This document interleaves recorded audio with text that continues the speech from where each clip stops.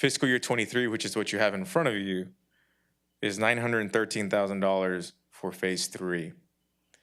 And so over the course of a 3-year period, we would be investing roughly $3 million from these 3 pay phases, not counting new positions, things like that. So just for existing employees, $3 million over the course of 3 fiscal years, from fiscal year 21 to 23. One thing to add to that is that in fiscal year 21, we began properly funding our health insurance fund with $1 million. So we added $1 million in recurring expense to help shore up and improve the fund balance within our health fund. And I'll show you a graph here shortly so you can see the impact of that. This year, we're absorbing and passing on savings, in essence, absorbing an impact cost-wise on the premiums, which is roughly $400,000 plus. So once you combine the pay plus the benefits over a 3-year period, we've in essence invested close to $4.5 million into our employees through a combination of the pay programs, the 3 phases, and the improvements of the health fund. And I can't reemphasize how big of a deal that is, because it is. $4.5 million of recurring expenditures over 3 fiscal years has probably never been done in this organization in terms of how much we're investing in our employees. And so I hope that they're appreciative of it. I know that you're extremely supportive of it, and so thank you for the support in that. Obviously, our employees are our biggest asset, so it's important we invest in them. Obviously, nobody knew what the pandemic was going to do, but we're working on it, and so thank you for the support. One thing that's very exciting too about what's in this specific pay program is that for the first time ever, we're also proposing to properly fund the STEP program for police and fire, that for the first time would have each member of each in their corresponding step based off of tenure.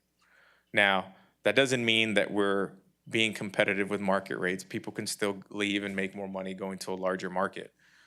But what it does mean is that it addresses some of the compression issues that exist within our organization, which has been one of the Achilles heel of the fire department and police department, where you have somebody that's been with us for 10 years making just as much as somebody who just started yesterday, as an example, because we haven't created that separation that needed to take place. And so for the first time, this phase 3 and that STEP program will attempt to achieve to do that.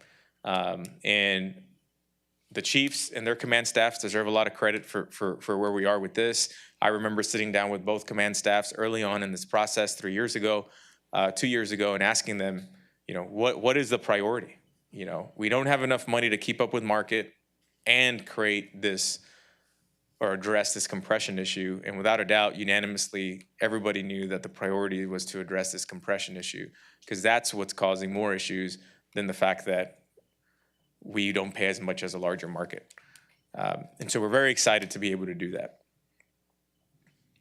What's the new staff? That's my next slide. Okay. New staff. So as I mentioned earlier, fiscal year 23 accounts for a pretty big jump in the addition of new personnel. And so this gives you a sense of what those positions are. I'm not going to spend time going through them because each director will do that as they go through their stories and talk about the impact to their budgets. I will say that roughly half of these positions are in funds other than the general fund that typically do perform better and allow us greater flexibility to be able to add positions in, right? So as an example, environmental services, right? Obviously that's an enterprise fund. It's a healthy enterprise fund, so we feel comfortable adding those positions. And Daryl will spend more time talking about why we need them. On the utility side, same thing. And so you'll hear from each director what those new positions are and what they'll be. Some of these you've heard of already. So as an example, earlier in the year, you heard a presentation from Daryl and from Julie around bringing in-house the abatement of weedy lots and mowing them in-house versus outsourcing them. We were already paying $125,000 out of Daryl's budget to contract that out for somebody, but we weren't getting a quick enough response. And so we're going to try this model where we're going to take some of that $125,000, pay for equipment, pay for 2 personnel, and be able to do that. And hopefully by us doing it ourselves under Daryl's leadership, they do a way better job than the effort that we were doing outsourcing, right? So it's taking existing money that was being utilized to outsource, bringing it in-house to hopefully be able to provide a better service. We're doing something similar with the street sweeper, where we spend a significant amount of cash outsourcing street sweeping services to street sweep a street once a year, when we can do it for the same amount of money or less and street sweep a street 4 or 6 times a year, right? That's a no-brainer, right?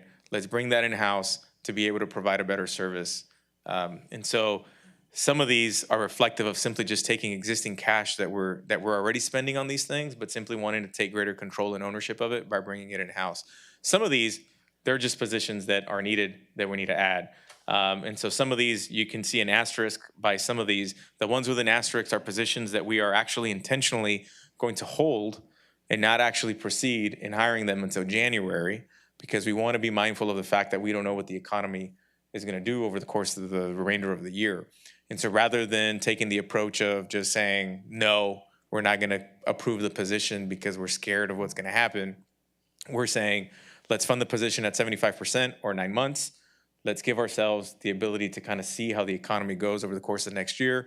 And we can make the call. I'll make the call as to whether we pull the trigger on posting for the positions or not, depending on what the economy does. And those would be the ones in asterisk. And like I said, each director will go through explaining in more detail what these positions will do. But that's what that amount is for these 13 positions. On the CIP, big takeaway here is that the general fund isn't funding as much or transferring as much money into the CIP as it did in fiscal year 22. Now, you may remember Melissa, who was here last week, saying that our fund balance, our audited fund balance at the end of fiscal year 21 was like 46, 47%. You may recall her saying something like that. Well, we knew that. And if you ask yourself, well, what did we do with that money? Like, that's weird. Well, we did that. In fiscal year 22, we moved over $9 million from that fund balance that came in really high at the end of 21 to be able to fund the CIP. And so it's not that we didn't anticipate or know that the fund balance was going to be extremely high at the end of fiscal year 21. We did. And that's why when we proposed fiscal year 22, we said, this is going to be a historic year of transferring money from the general fund to the CIP. You may recall that. And that's because of what we knew was going on at the end of 21. Now, to be fair to the process, or to be fair to the numbers, it wasn't only that. We also didn't anticipate receiving some money that we received from stimulus funds related to COVID. So you may recall we received roughly $3 million just out of nowhere. And so that helped contribute. Yeah, I don't know. Yeah, that's Washington, you know? So that contributed to that bloated, if you will, number. But we planned for it, so you could see very clearly that what we did in fiscal year 22 in response to that. But anyway, as I mentioned earlier, the other story is the fact that we are increasing on the utility side, and I'll talk about that here in a second. This is a lot. I'm not going to go through it. My big message to you in this one, I'm going to focus on residential streets, because when I look at this busy slide, what sticks out to me the most is this reduction of money being spent on residential streets, and the potential for somebody to look at that and think, well, that's not good. And the reality is that it is good, because we're actually, even though we're spending less money on residential streets next year, we're actually doing more streets. That's because of mill and overlay. So the beauty of introducing the mill and overlay aspect to our street maintenance program is that it allows us to get streets fixed at a fraction of the expense of completely reconstructing a street. Part of that reduction in fiscal year 22, or between 22 and 23, is the fact that we also, in this year, are finishing North Heights, finishing Woodway, two neighborhoods and streets that were complete reconstructs, right? And so that's why the decrease in the residential street program. Again, to be clear, we're not decreasing the number of miles of streets that we're addressing. We're actually increasing the number of miles we're addressing next year with less money, because we're doing mill and overlays next year. So just keep that in mind. We'll hit on some of the other stuff if we go on. I said last week our CIP is increasing, hence why we need more staff. This is just another version to see that upward momentum of how our CIP is increasing. Pretty straightforward.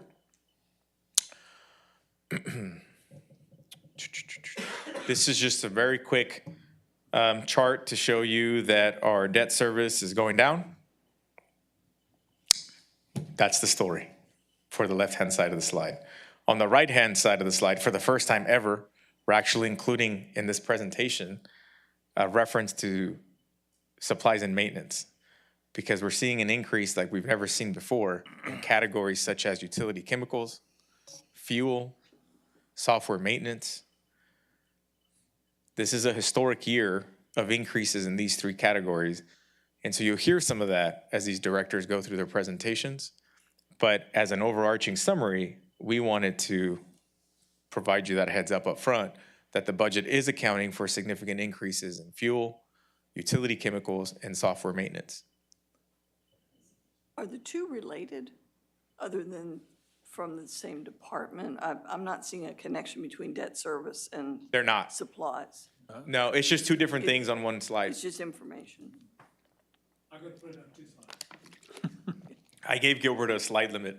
Well, I'm still, trying to grasp what this new software is going to do for us in terms of presentation, and so I'm trying to figure Yeah, out. and you'll get a sense of that, once we go through the departments. I mean, we might even finish everybody today. I'm just kidding. Yeah. We'll be here till midnight. Just kidding. Anyway. So that's just for information. Yeah, it's for good information, right? Because it's a common question, right? I mean, maybe some of you have thought it just, in thinking about the budget. Wow, I wonder if they're taking into account the increased cost of fuel. Well, the answer is yes, as well as other things. Internal charges, the big takeaway here, and I already mentioned it, is the decrease in the medical RX claims, which shows there in red sort of towards the middle, and the reduction of the street sweeping program that we're taking from outsourcing it to in-house. And so that's the two big takeaways out of the left-hand side. On the right-hand side, of course, is our continual investment in vehicle purchases and vehicle leases. Roger will hit on that when he goes through his presentation.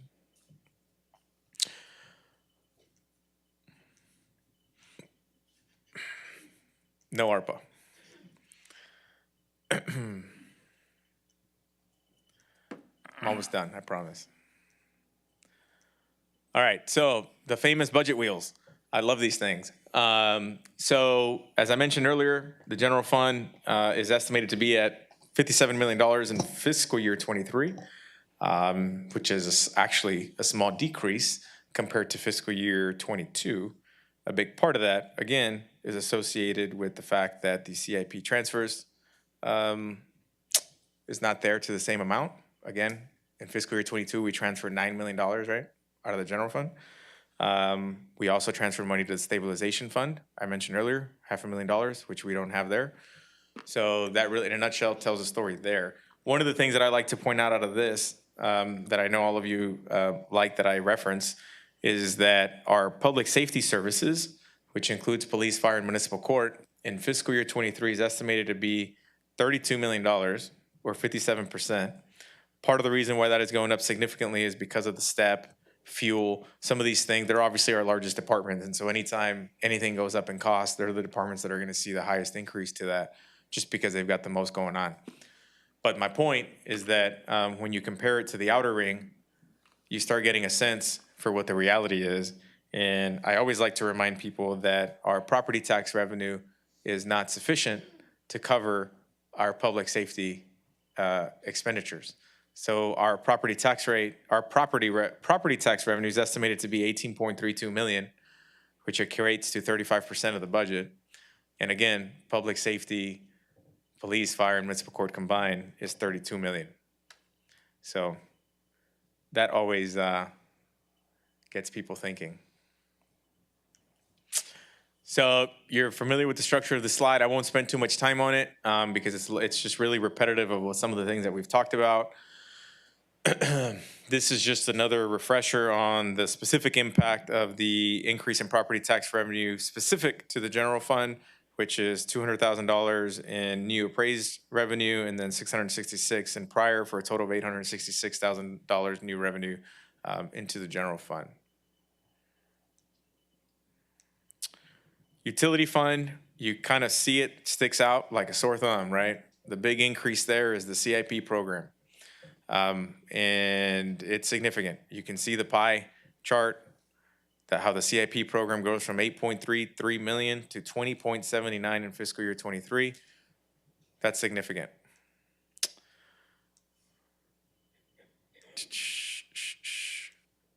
I'll say it here. I like this graph better. So one of the big reasons why is the fact that I CIP. I mentioned that earlier. Fiscal year 23 happens to have 3 very large utility projects in it. Bon Air, College Park, and Tanglewood Phase 1. Those 3 neighborhood projects are under design right now, and fiscal year 23 accounts for the utility portion of it. So what you can expect to see is that fiscal year 24 is going to swing in the opposite direction, right? Fiscal year 23, we fund the utilities portion of all these 3 projects. Then we come back in fiscal year 24 and fund the street portion of it, right? So then fiscal year 24 is going to be skewed in the opposite direction just because of how the projects are flowing and what we're prioritizing.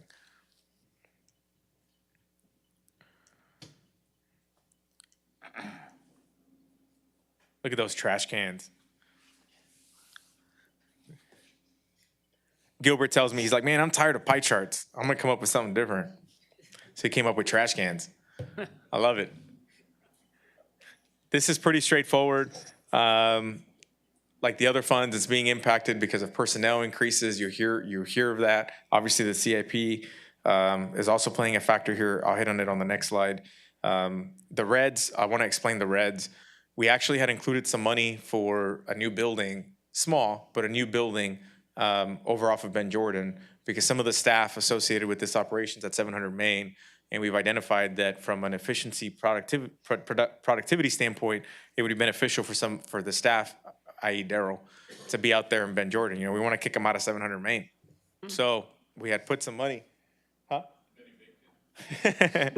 So we had put some money in the budget for a small modular building, if you will. But then when we started the facility master planning process, we thought, pause, it's best to just have the facility master plan process kind of dictate a better improvement. It didn't make sense to spend a couple $100,000 to then have this process tell us we actually need to spend $1 million, right? Or something like that.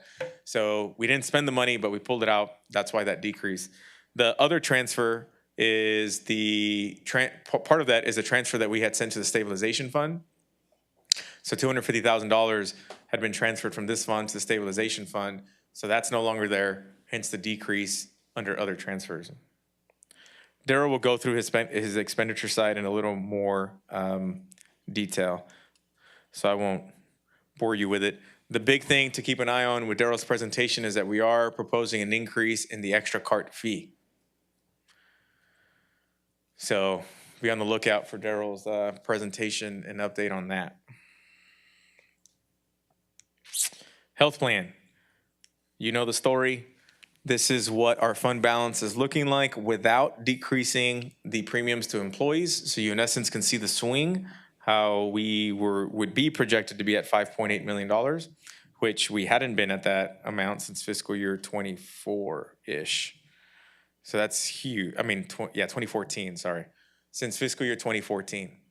So in an 8 year, it took us almost 8 years to get back to that. So obviously big changes that we implemented, and I don't think we can, I can proceed without thanking and mentioning what those have been. But early on, we changed our benefits consultant to Lockton. That was huge. Lockton brought a higher level of professionalism, expertise to the table, unlike any that the city had experienced before. That helped us go through a robust process to pick a new network, which is Blue Cross Blue Shield, which has yielded tremendous savings simply because Blue Cross Blue Shield has greater discounts compared to the previous network that we were using. And so those two things combined, as well as our own financial practices that I mentioned earlier in terms of properly funding our side of it, have led to this. And so because it's led to this, we're not suggesting making any changes to retirees. You may recall that last year I alluded to the fact that we might have to do that this year. The fact that this is trending so well puts us in a position to say, we're good. We don't need to change anything with retirees this year. Let's give this a little bit more time to kind of build up before we make any rash decisions around what to do with retirees. So this creates some cushion for us in order to do that. It gives some time for the OPEB to do its thing, build up its money, which the whole intent of the OPEB when it was created, 7 years ago, was it for it to build up enough cash to be able to sustain the volatility of the retiree expenditures. So thankfully, because of this, we don't have to touch the OPEB. We don't have to touch anything with retirees yet. So that's good news. Now, as I mentioned earlier, we're going to look at decreasing premiums. This is what that looks like. What we're seeing in the market is that cities are beginning to cover 100% of employee only as a way to attract employees and as a way to incentivize employees to seek family coverage elsewhere, whether it's through their spouse, whatever the case may be. And so we know that the market suggests that for employee only, what's becoming the norm is for that employee to be covered at 100%. Now, we're not suggesting covering the employee at 100%, but we are suggesting reducing that premium for the employee by 80%. The others are simply just some straight up just cash figures that we came up with in order to provide some savings. So you see what the impact is by reducing to 80% on the employee only, which is a reduction of roughly $70 a month. You'll see that for employee and spouse, it's a $50 reduction a month. For employee and children, it's $100. For employee and family, it's $150. And you can see what that take-home pay increase would be for an employee within those categories. And that's huge because our pay program doesn't account for every employee since it prioritizes the STEP for police and fire. It also prioritizes employees that haven't seen an increase in pay in either since 2018 or 2019. So there are realistically some employees that aren't benefiting, if you will, from the pay program because it's not an all across the board pay program. But they might benefit from this if they're on our health insurance. And obviously there are employees that will benefit from both, that will receive a pay increase, but also see a net increase because of the reduction in premiums. It obviously couldn't come at a better time because of just inflation and other cost of fuel, everything else that's going on that's impacting just the cost of living for everybody else. So we hope that these changes are received well by our employees. Yes, ma'am. I have two questions. The employee and spouse is a lower number than the employee only. Is that by design? If you're looking at the 70 and 50, that's just the difference. Okay, gotcha. Yeah, So I should be looking at the percents. Okay, my other question is on the slide before, and it's just kind of bugging me. Is that titled right? You're saying without the employee premium Yeah, reduction? I have another slide to finish the I story. thought I should wait. Yeah. Sorry. No, great question.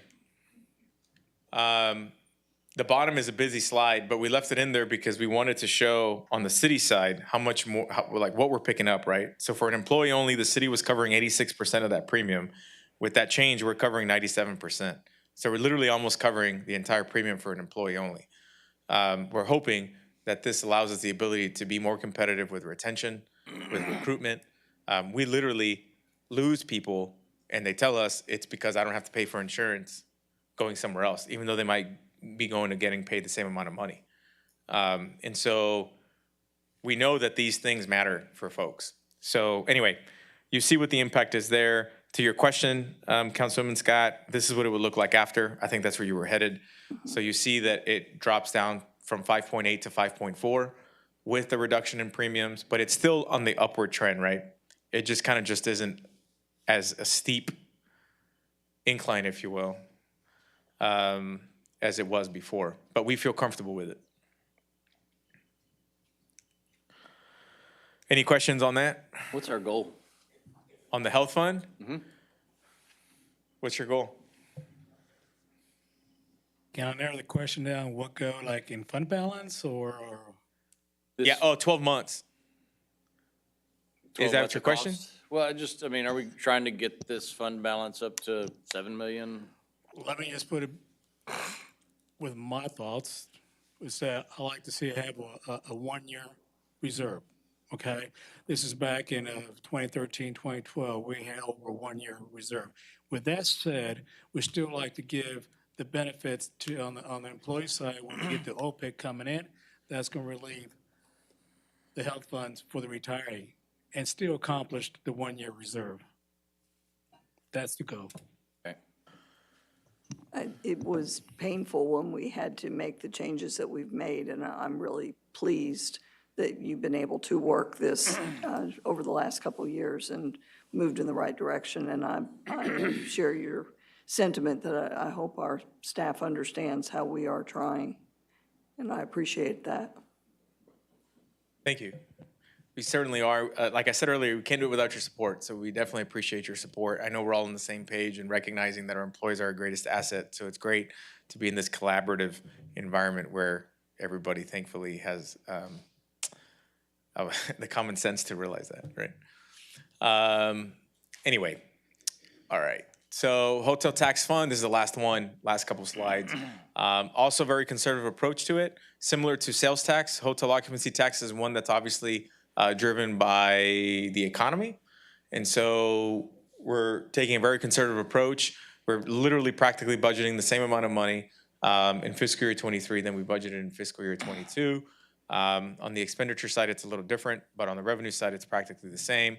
You'll see at the bottom that we've eliminated a couple of things, shifted some things around. So as an example, you know, the Main Street program used to be more directly funded out of the HOT fund. Now that we've created the Economic Development Department, it's more of a transfer to the Economic Development Department. That's just in-house business, if you will. And we had funded, you may recall last year, we had funded some improvements to the Riverside Stadium. So we've pulled some of that out. We're not funding as much improvements as we did last year. That's why that's listed in red. This gives you a sense of what I mentioned earlier, that we're practically budgeting the same amount of money in fiscal year 23 that we had in fiscal year 22, which is 1.8 million. You see on the left-hand side sort of how that's divided up.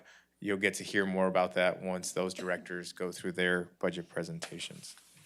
I will note, as a heads up, that the money that's in this budget for the outside agency program is $135,000, which is what it's been the last couple of years. There has been conversations within our Tourism Advisory Board wanting to seek an increase to that allocation. One of the things that is, I guess, holding us back, if I can describe it that way, Gilbert, is the way that our policy currently is written around reserve balance within these funds. So our current policy requires us that we have 25% reserve in each fund. So that means 25% in the outside agency fund and CVB fund, right? Each fund versus 25% reserve in the totality of the motel tax fund, right?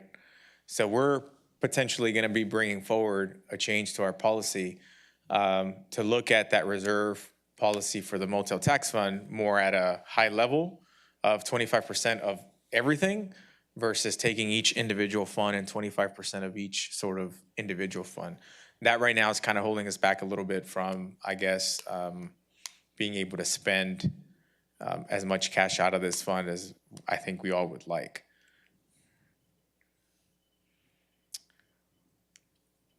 All right. Is it raining outside?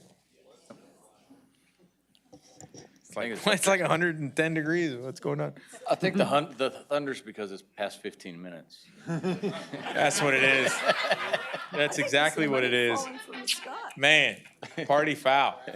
Wow. All right. So moving forward, recap compensation program. It's a big one. Obviously, some great changes to the health plan. The CIP to be determined. We plan on bringing back some suggestions to you at some point in July. We are continuing to focus on master plans, so you are going to hear from a couple of directors on a couple of smaller sort of plans that they want to pursue in next year's budget. And we're continuing to focus on economic development, and I'll touch on that a little bit when I get to my story. A little bit on the process. Formally, as I mentioned earlier, I would theoretically and formally deliver the budget to you at that first meeting in August. And so over the course of the next month or so, we'll work on fine-tuning the budget, work on fine-tuning the CIP part of it, so that hopefully by the time it gets to August 2nd, it's in as final version as possible. And then you can see that what happens after that with the hearings that we are required to have, not only for the budget, but for the tax rate. Our current budget calendar has us finalizing everything at our September 6th meeting. We always schedule it this way to give us cushion in case anything comes up or you want to have conversations around this or that. We just never know. So we obviously, as long as we adopt it by the end of September, we'd be good. But our schedule currently has it on September 6th. So, any questions? No? Okay. So what we're gonna do now is, I know that's a lot of information, but what we're gonna do now is each department head is gonna go through a quick story on OpenGov and walk you through some of the changes in their budgets. And hopefully as they do that, some of the things that I mentioned start to make a little bit more sense. They'll hit on the new positions, they'll hit on the increases and the impact of the pay program, they'll hit on impact of software maintenance or what new software they're pursuing, they'll hit on the initiatives that they intend to pursue next year. But before they get to that, they will spend a quick minute, just high-level summary on their department, what they do, some of the highlights from this year, and introduce you to some of their staff, even if it's just with pictures. We think it's important to provide the budget in the context of a story, because at the end of the day, what we do is not just based off of numbers, it's about enhancing livability, right? And it's not just numbers on a spreadsheet. And so for us, it's important to paint the story around our employees, the amazing work that they do, and the amazing work that they want to do with the proposed budget. So to start us off, I'm going to walk you through the city manager's office story, which is like the shortest one ever. Derek and I actually thought about putting just on the headline, refer to everybody else's as part of our story, because ultimately, you know, what we do in our office obviously involves everybody else. But nonetheless, it's a good opportunity to remind folks on our organizational structure, since that's a little bit different now. Is this as much as we're going to zoom in on it? Can you all read it? Okay, I don't know how it looks on your monitors.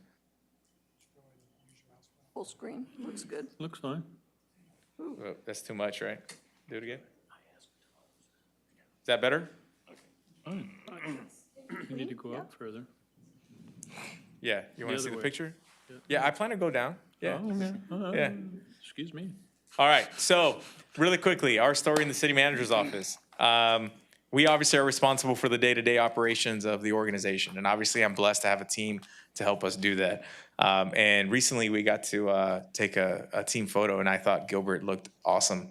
He didn't laugh. Did you laugh? No? All right. In any case, obviously our role is to implement the policy direction that comes from you. And ultimately, it's our role to also oversee all of the employees within the organization. And as I said, we do it as a team. But at the end of the day, the city manager's office does have its own little team. And this is what it looks like. And so now, as I had mentioned recently, we have a special projects manager, executive assistant, and of course, you know, Mike and Derek and Gilbert is part of our team as well. And look at those pictures. Look at that. All right. So that's our team. We got those new polos. Next time Victoria asks me if blue is okay, I'm going to ask her for a sample. If the LED lighting program doesn't work, we're going to wear these shirts when we're walking around. But in any case, we feel truly blessed to have an amazing team, and it's been a long time since we have felt fully staffed. Quite frankly, throughout the entire organization, we had always had a vacancy in an executive role, and when we promoted Danielle to Economic Development Director, that filled that last director level role that had been vacant for a while. Through the creation of the department. And obviously we had some vacancies in our office as well. So literally for the first time, I feel like we finally have everybody in place to be able to just do what we want to do. So I'm excited about that.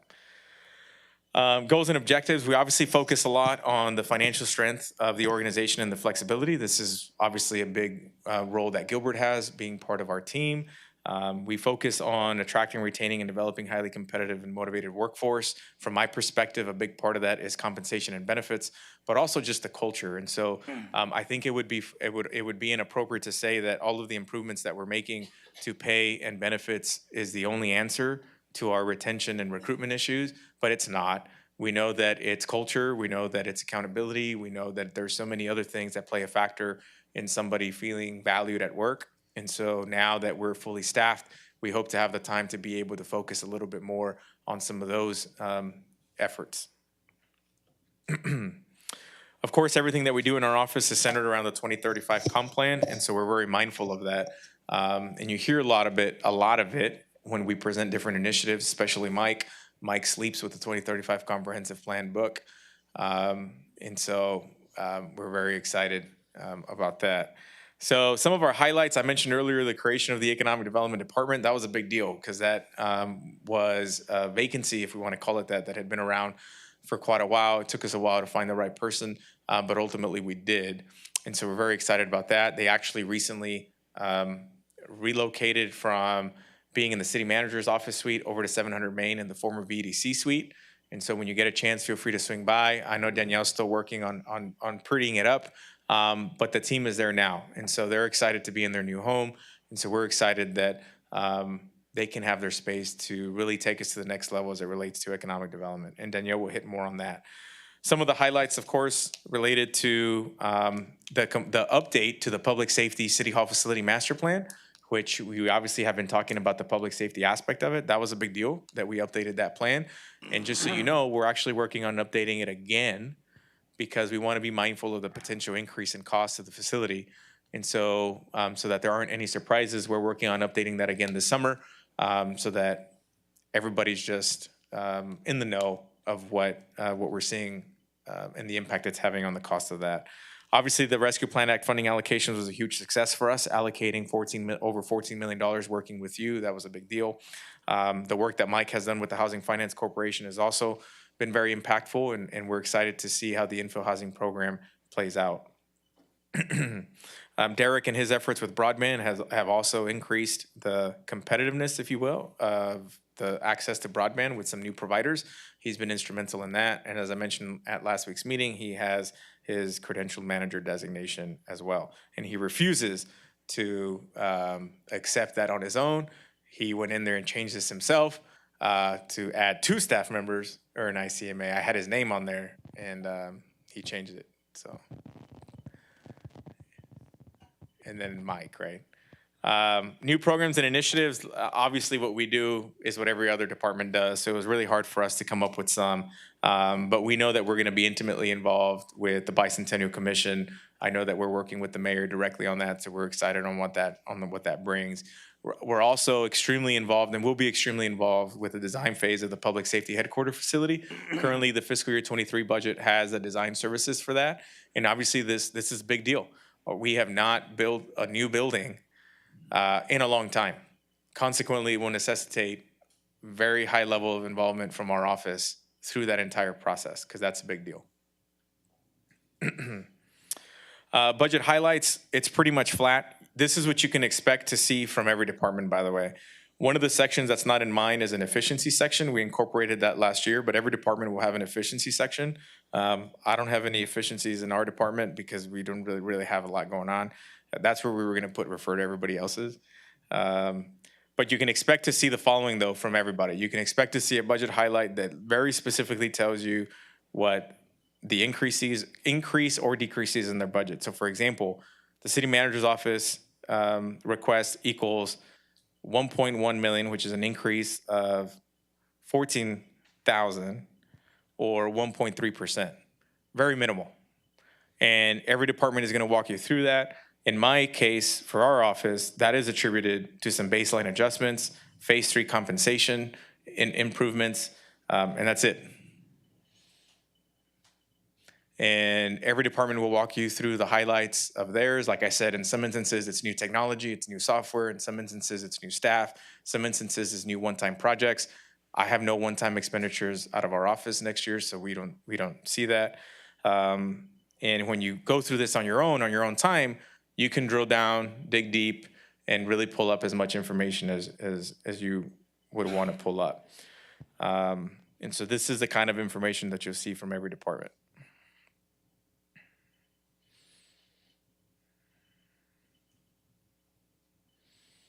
At the very bottom, we have descriptions of personnel in case you are interested or anybody's interested in getting a better feel for what the different positions do within each department. Nobody's going to go through that, but it's there for those that are interested in learning more about what we do. We also at the very bottom include lists of things that we're recommended or not recommended, because we want people to get a sense for what people recommend, what's funded, what's not funded. This came at a request of Mayor McCoy early on, that he wanted us to be more transparent with what department heads request and what's budgeted, what's not, to get a feel for the need, what's being left on the table, what needs are being not met, et cetera. It's taking us a couple of years to even just change our internal culture and processes to even get to that point. And we're not quite there yet, but we hope that this section adds value as everybody gets better at requesting what they need. So that's it, pretty straightforward. And every department will run through it just as quick. So happy to answer any questions that you might have. My office's budget, as I said, is very minimal, with a slight increase, all attributed to baseline adjustments or because of the Phase 3 compensation plan. And the baseline adjustments can be attributed to some of the staff changes that, additions that we've done.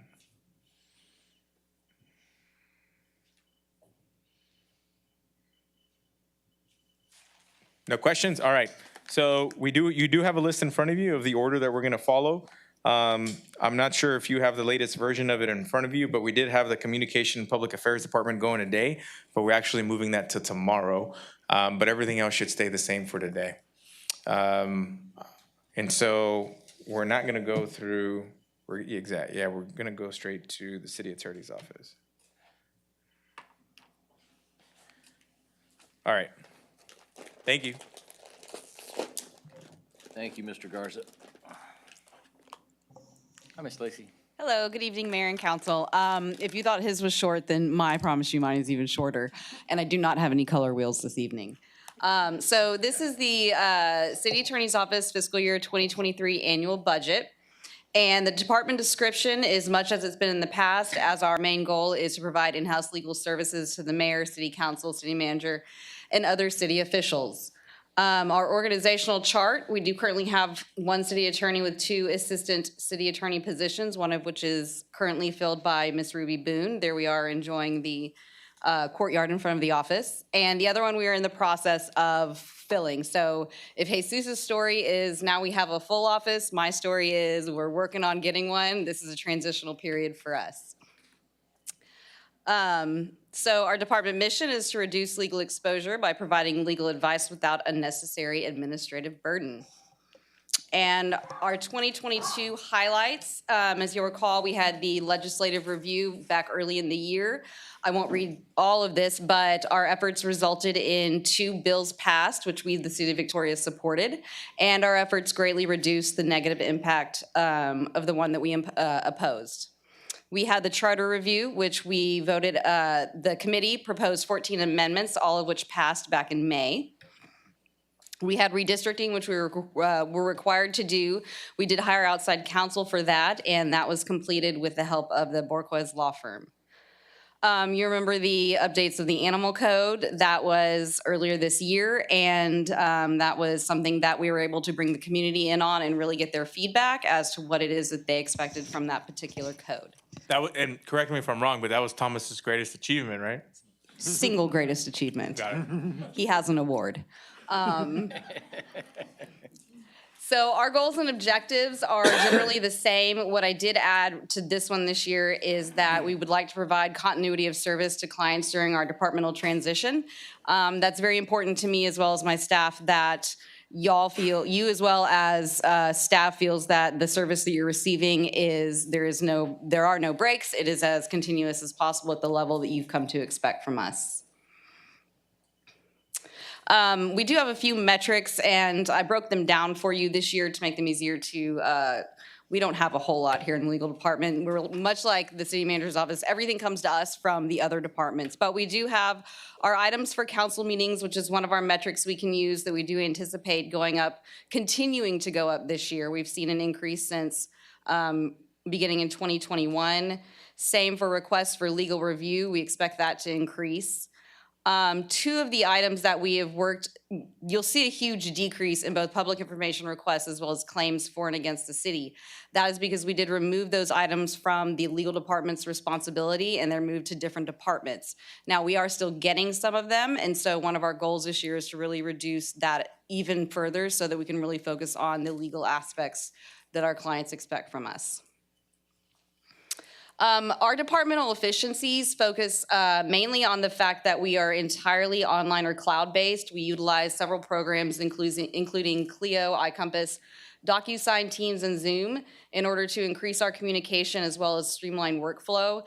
It allows us to work anywhere. So if for some reason we can't be in our office, we can continue working as well as we could if we were in the office and best meet the needs of our, and y'all slow me down if I'm a fast talker, so if I need to. They wish I was a fast. I told y'all 15 minutes or less. I don't want to get struck by lightning up here. So looking forward to fiscal year 2023. Our main goal and initiative this year is obviously to fill the third attorney position, get them trained, and continue to move forward with that. I do expect we're going to have some further amendments to the animal ordinance. The county recently made some changes in their departmental structure, which means we need to go back and change a few things in our ordinance to reflect that. I expect that we'll continue to work on amending the ordinance to further utilize our court of record, and that will to create some administrative procedures for dealing with junk and abandoned vehicles. The legal department will work with development services to create and implement the Unified Development Ordinance, which will be later this summer and early this fall. And we are currently working with and will continue to work with VPD to implement the catalytic converter ordinance that came to council last week.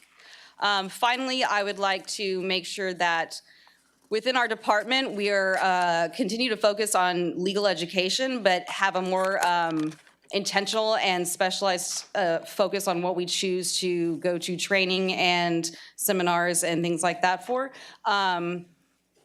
Historically, when we go to conferences or any kind of training, it's for a very broad, general, here's all things that cities face.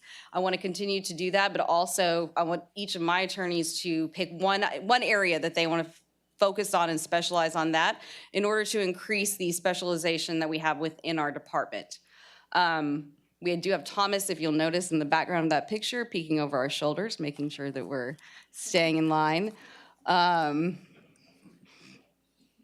So moving on to our actual budget. So the legal department is requesting $548,208. This is a decrease of $11,820 or 2.1% over your fiscal year 2022. Our personnel decrease is due to baseline adjustments, and we are requesting an additional $10,000 in contractual services, as well as an increase in the interdepartmental, which is IT services, that I believe all of the departments also have to adjust for. But that is our budget. It's basically exactly the same as it was last year with very little difference. I'll be happy to answer any. We do not have any one-time expenditures. They're all reoccurring year to year. If you have any questions on any of those, I'll be happy to answer them. But that is basically our story. We have some descriptions at the bottom. And finally, we have the two employees. This is me and Ruby Boone on our time off with our fur kids, which is what we like to do. But I'll take y'all back up here to this if you have any questions. I have any questions for Mr. Lacy? Thank you. Okay, thank you very much. 7 minutes, good job. I told you. Yeah. All right, so next up, we're gonna have April go through the city secretary's office budget story. And by the way, if you have any feedback as we go, like to focus less on something, more on something, please feel free to suggest that. Good evening, Mayor and Council. So I do have a presentation covering the proposed budget from the City Secretary's office. So my department offers a variety of different services, both internally and externally, including the issuance and filing of vital statistics and permits, as well as agenda management, minute taking, and records management. We got proclamation authoring. Yes, that That takes does some take some time. time. Yes, sir. Do you issue birth certificates for anyone born in Texas or born in Victoria?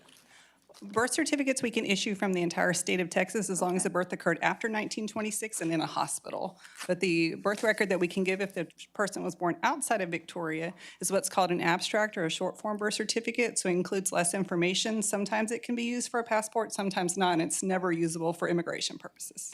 Okay, thank you. Sure. So our organizational chart, we have a total of 4 employees, and we did not request any additional personnel this budget year. So we have myself, Assistant City Secretary, and 2 administrative assistants. So it's our picture of our team.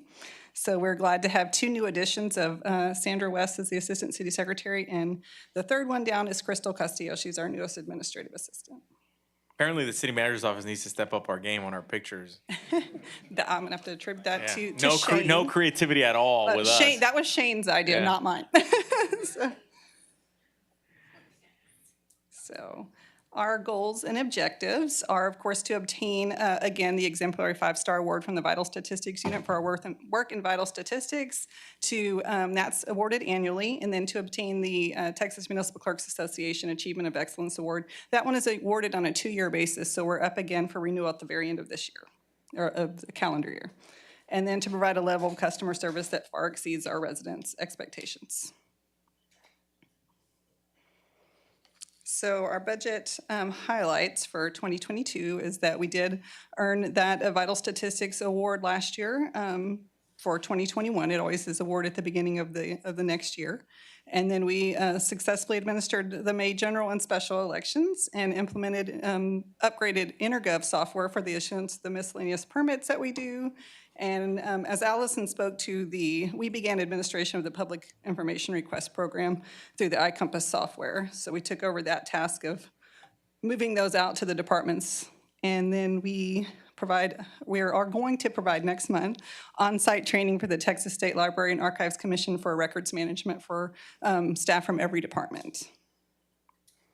So our performance metrics, the garage sale permits, remain pretty steady for us. Normally, they did go down during COVID, but we expect those to stay pretty consistent. And our total transactions as well stay pretty consistent throughout the year. Minutes have gone up slightly just because we reactivated the Housing Finance Corporation, and they might go up just a little bit more since we're discussing the Public Facilities Corporation in addition. Are those zeros in 2022, or is there a color problem? It's the a color is color, really yeah. light. Okay. It's there, you can hardly see it. Yes, it's very light unless you scroll over it, so, yes, ma'am. And the vital statistics registration did go up, you can tell, in 2021, and that was contributed to COVID deaths in our county. So we had an increase in deaths that we registered. And the totals there reflect both birth registrations and death registrations. And then the issuance of birth certificates and death certificates are reflected in the next graph, and those stay pretty consistent throughout the years. I have a question. Yes, sir. How much does a birth certificate cost? $23, that's state mandated. It's a state mandated? Yeah, it's a state fee, Are all your fees state mandated? For birth and death records, yes, sir, but not for permits, those are controlled by the council.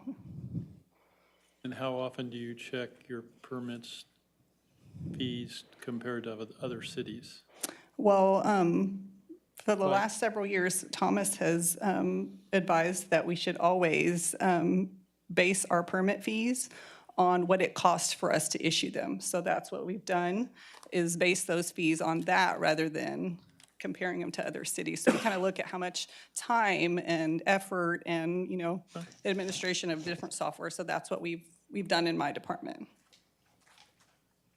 So our departmental efficiencies, so we have Miss Sandra there in that picture, but the implementation of DocuSign, which Allison also mentioned, has gone a long way in helping us to sign documents, contracts, and other things much quicker, because any of us can do it from anywhere on our different devices. And then as of 2022, all contracts in my office are filed electronically only, so that saves on time, paper, ink, folders, storage space. And then the last efficiency is our Vital Statistics Preservation Project. That began this current year, and will move into phase 2 next year. But that is based on, they're imaging the old birth and death ledger books. So by imaging those, it'll make it quicker for us to search them rather than searching by us just digging through them, and make the process faster to issue.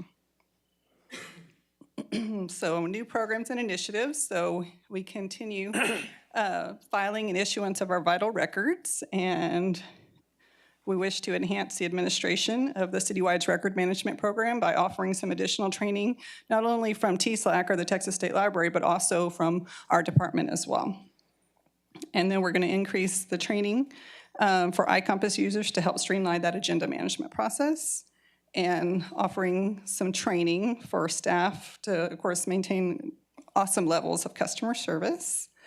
And then phase 2 of the records management process, or the records preservation process, rather, will help to maintain, protect, and digitize those 1800s and early 1900s records. And then we wish to incorporate a digital bulletin board. So my picture there is of the bulletin board and excess bulletins that happened during the election. Because unfortunately, sometimes that's what happens, is that we have an overabundance, especially during election years. And so it causes lots of papers to be taped up to the glass windows. So we're hoping to digitize that process. And we're hoping to implement a new garage sale permitting program, because ours is just very, very old and not really working very well anymore. And then our highlights, budget highlights. So my budget is one of the smaller ones in the city. So our total request is $398,000 with an increase of $13,900 or 3.6%. That does include the one-time expense of that digital bulletin board. So that's the majority of it at $9,000. And then the recurring is only $4,900 or 1.3%. We did have actually a decrease in personnel in my office as well, so about $2,600 decrease in baseline adjustments. Ms. Hilberg, Yes, just curiosity on that digital billboard. yes, sir. Do you have to continuously show each posting, or can you go from screen to screen? It'll go from screen to screen, so Okay. that they'll kind of scroll through. Right.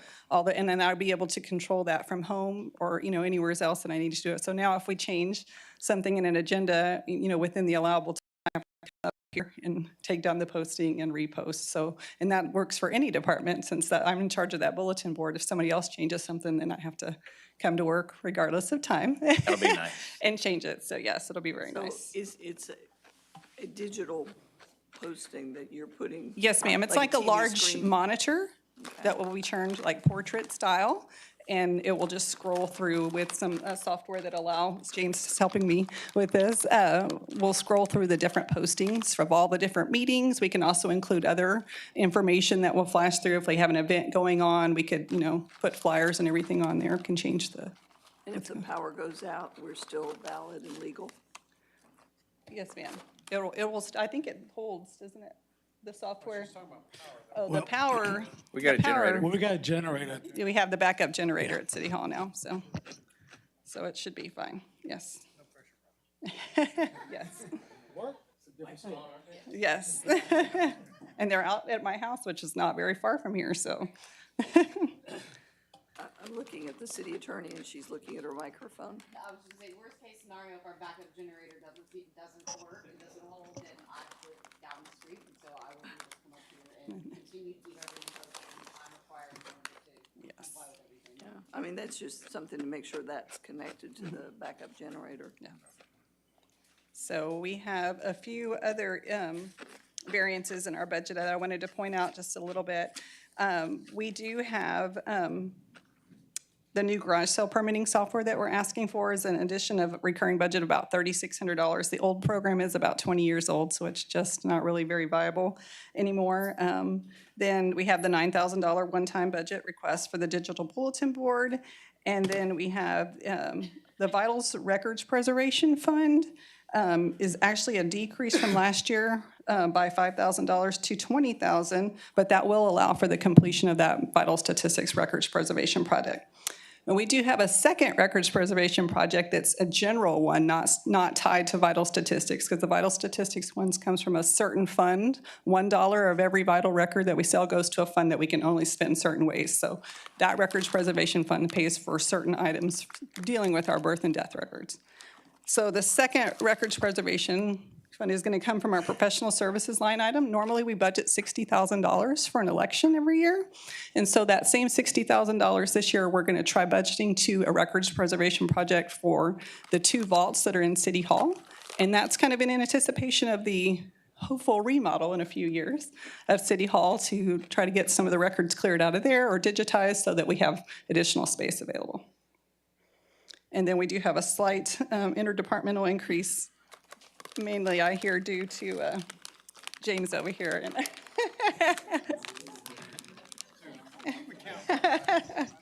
Everybody's IT budget's going up, and we just blame James. Like he's like if he's the one increasing the cost of software, right?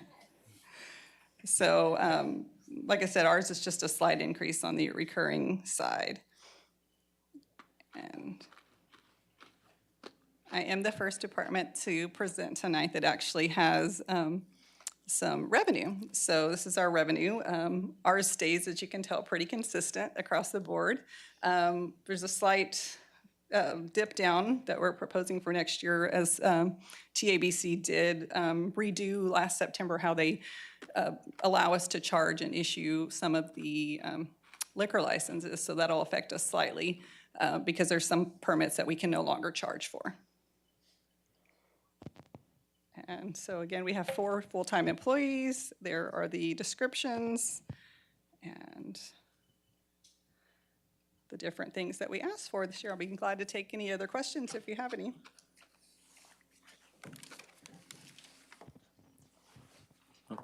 No questions? Thank you, Ms. Hilbrick. Thank you. All right, so next up, we'll have finance, and Wesley, AKA Muscles, is going to present this budget. All right. Well, good evening, Mayor and Council. So the primary role or responsibilities of the Finance Department is to provide accounting, budgeting, procurement, treasury management, debt management, and grant services for the city. We also provide oversight for the utility billing office, which we took over last fiscal year. In addition, we provide budget and accounting services for the Victoria Sales Tax Development Corporation and the Victoria Housing Finance Corporation. Currently, our department consists of 9 employees. A new position, which is the budget analyst at the bottom of the org chart, is being requested in fiscal '23. This position would focus primarily on assisting the budget and procurement manager with development of the budget document, as well as maintaining data in OpenGov. We have a group shot here we need to update. We actually have a new grant specialist, but that was the picture from last year. I think it ages well. It looks good.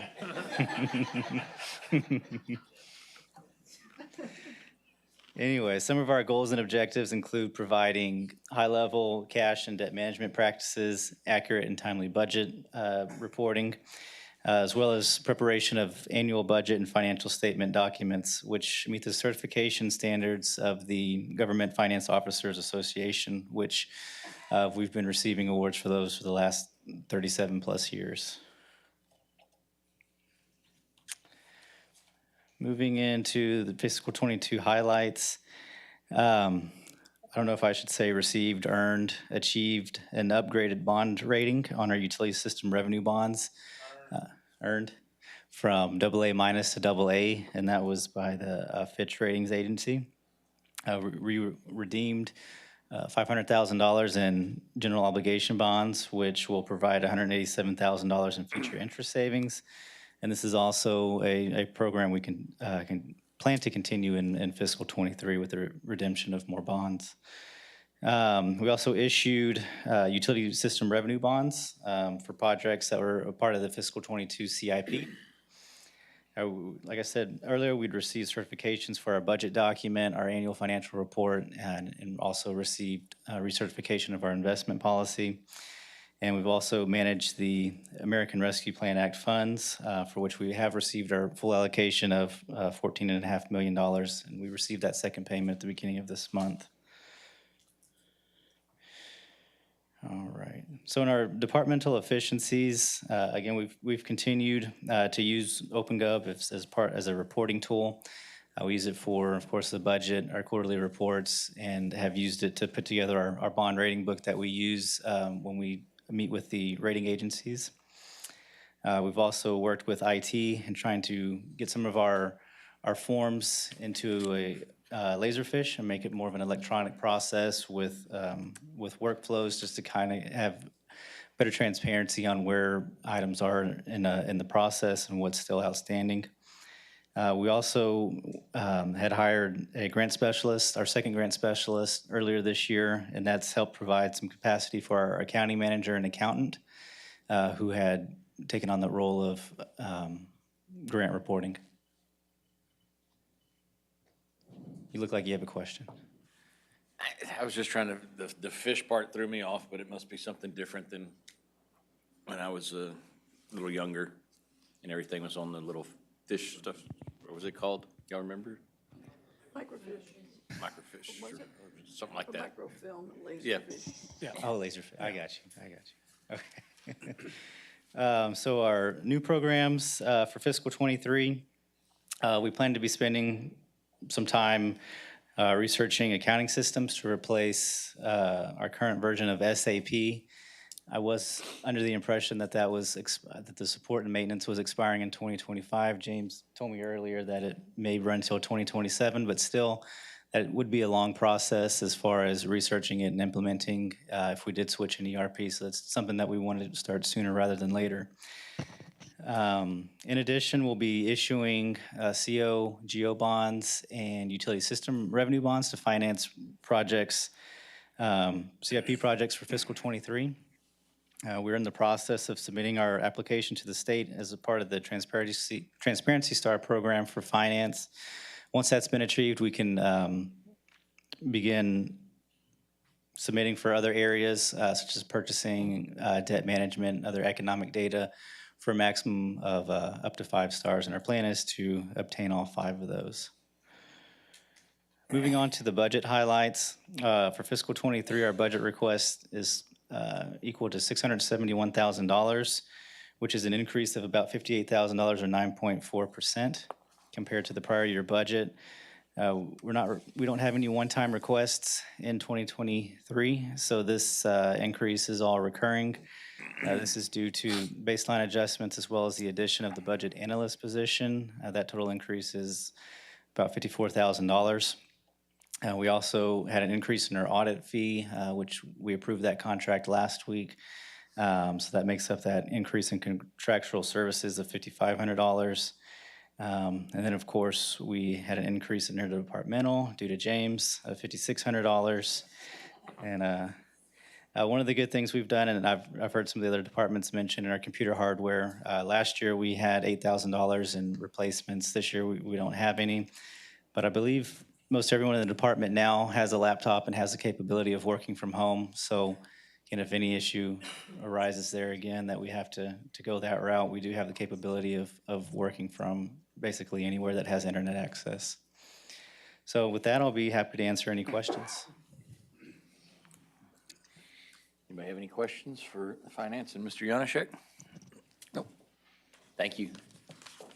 All right, thank you. Now we have Cheryl. I won't make any jokes around Cheryl because Thank you. that's HR. Appreciate that. Yep. So, That's about the only weight I do have around here. No joking. Okay. Good evening, Mayor, members of council. I'm going to try to beat 7 minutes, so hold tight. All right. So my budget today, I'm going to highlight human resources, and then I also have a second budget under safety that I'll just highlight some key points on as well. So as we go down, our department description is to support the organization by attracting, developing, and retaining a diverse, well-qualified, and productive workforce that provides services to enhance the livability of our community. Our team is made up of the HR side of the house, but also safety, as you can see grayed out there. I'll introduce our team, which I'm proud to do via picture. We do have one vacancy, so like Allison, we too are looking for that additional person to round out our staff. We also did a word cloud exercise internally, and the one word that came up with our internal team was word Department of Caring, and I think you'll see that in some of our objectives this year and ongoing into next fiscal year as well. Our department mission continues to be enhancing livability as our calling, but our true passion lies in supporting our employees and creating that environment for our employees to thrive. With everything that we do, we want to look to create a working environment that stimulates team spirit, passion, engagement, innovation, fulfillment, safety, and achievement to instill that performance culture based upon making the City of Victoria the employer of choice. Our goals and objectives is foster and cultivate, preserve a culture of diversity, equity, and inclusion.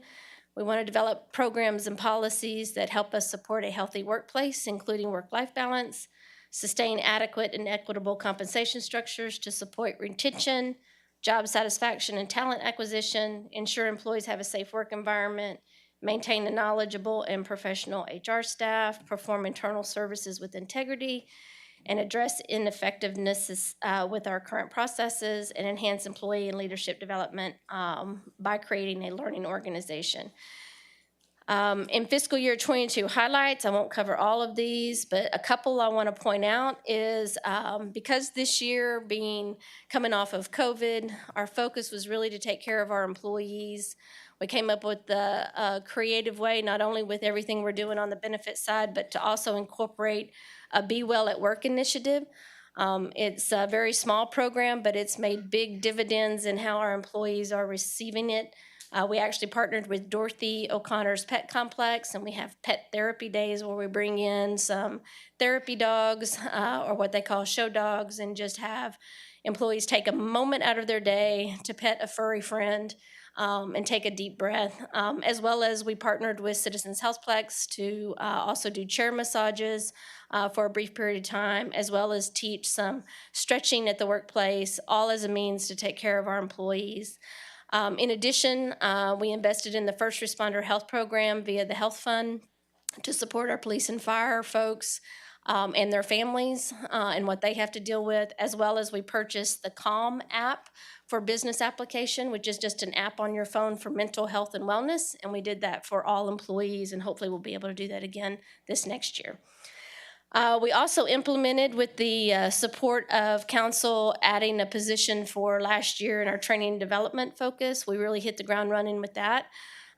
We have a training and development plan already established, which is including a Leaders of Choice pilot program that we did for Public Works, and we're gonna, you'll hear some more about this as we continue to look into fiscal year 23, is to really branch out and do a leadership academy for all current leaders as well as leaders that want to be promoted into that position, and really set that up as a Leaders of Choice training internally. We've done monthly topics for leadership team. Training calendars are already existing, and we update our new employee orientation, as well as developed some hiring manager training. And right now we are leading a citywide internship program. This is the first time that I recall us doing anything as robust as a citywide internship program, but we have 4 interns, that we brought in this summer that we're working with. With UHV. With UHV, yes, thank you. But we're going to branch that out and hopefully do more with Victoria College, and even get into the high schools with some of our youth programs. So we also focused on Employees Helping Employees initiative with the help of Daryl and Tiffany, who help run this committee. We actually reached out and got additional members within the organization to come on board with a citywide committee. And we did our first ever Public Service Recognition Week to show our appreciation to our employees this past year. As you can see by our picture, we also participated again in the American Heart Walk. This year was very meaningful for us because we walked in tribute of Mayor Raleigh McCoy. And so we had a fantastic team. Thank you, Mayor, for coming out. All the others that were there as well. We had a great team that walked and were able to show tribute to Mayor Raleigh McCoy. Some performance metrics that we have, vested employees. I thought this was important just to show sort of where that 5-year mark is when employees become vested. And you can see in fiscal year '25, we've got about 65% that will hit that mark versus Fiscal year 60 '23, Excuse me, what did I say? 25. I'm moving ahead. So, thank you, Jesus. You're welcome. So fiscal year '23 will be 65% that have hit that 5-year mark investing. Turnover rate, we did see an increase in fiscal year '22. I show a slight decrease in fiscal year '23. We're not immune to the Great Resignation and the Great Retirement. We have seen folks leave us and move on. We've also seen a factor of burnout in our public safety areas. That is true to form. I've seen the highest vacancies I've ever seen in the fire department in particular. So some of that is wrapped up in our vacancy numbers that we're seeing there, our turnover rate. And some of that is obviously frustrating and disappointing because, you know, our whole intent behind trying to invest more in our employees was to try and actually have that trend down. But unfortunately, the pandemic just brought a whole slew of other issues that really had nothing to do with compensation that just exacerbated some things. And so that piece is disappointing and unfortunate, but we hope that now that we're hopefully getting out of the height of the pandemic and its impact, we can go back to beginning to see that trend downward. Yeah, that definitely our hopes, but also a focus of why we focused on caring for our employees this year as well is because we knew that was becoming an impact for a lot of our employees. Our average full-time versus vacant positions chart, fiscal year 2022, we on average had 572 full-time employees and about 69 vacancies. For fiscal year 2023, we're looking at 576 on average full-time in their positions and 65 vacancies. On departmental efficiencies, we continue to talk about NeoGov. There's a lot of different platforms that we are in the process of implementing with NeoGov.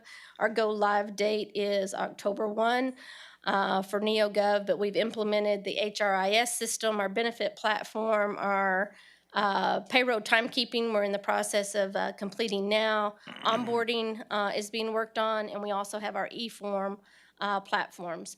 NeoGov also just recently rolled out a new application on your phone, and so that's going to be helpful as we continue to roll this out with our employees. And so that is also a user-friendly an employee/manager portal. It's going to allow us for ease for accessing employee self-serve data, as well as managers will have access to their workforce data. And then HR also as an efficiency led some of the selection processes with the number of vacancies that we did have in certain departments. We felt like we could step in and run those and have the staffs focus on what they need to do day to day and take that burden off of them. So we did that on a few processes. Our fiscal year '23 new program initiatives, like I mentioned before, we want to develop a more robust leadership academy for current supervisors and managers titled Leaders of Choice. Again, there's a picture of our pilot program in Public Works. It was very well received. I think Ken and his team really appreciated that. So we're building off of that and going to be offering it to the rest of the organization. And then to continue to update and implement employee guidelines and personnel policies to include any new policies such as paid time off policies and a code of conduct policy. Our budget highlights, we have a decrease of about 7.2% overall compared to last year's budget. I have no one-time expenses in the HR budget. Our reoccurring expense, though, does have a 4.8% increase reoccurring.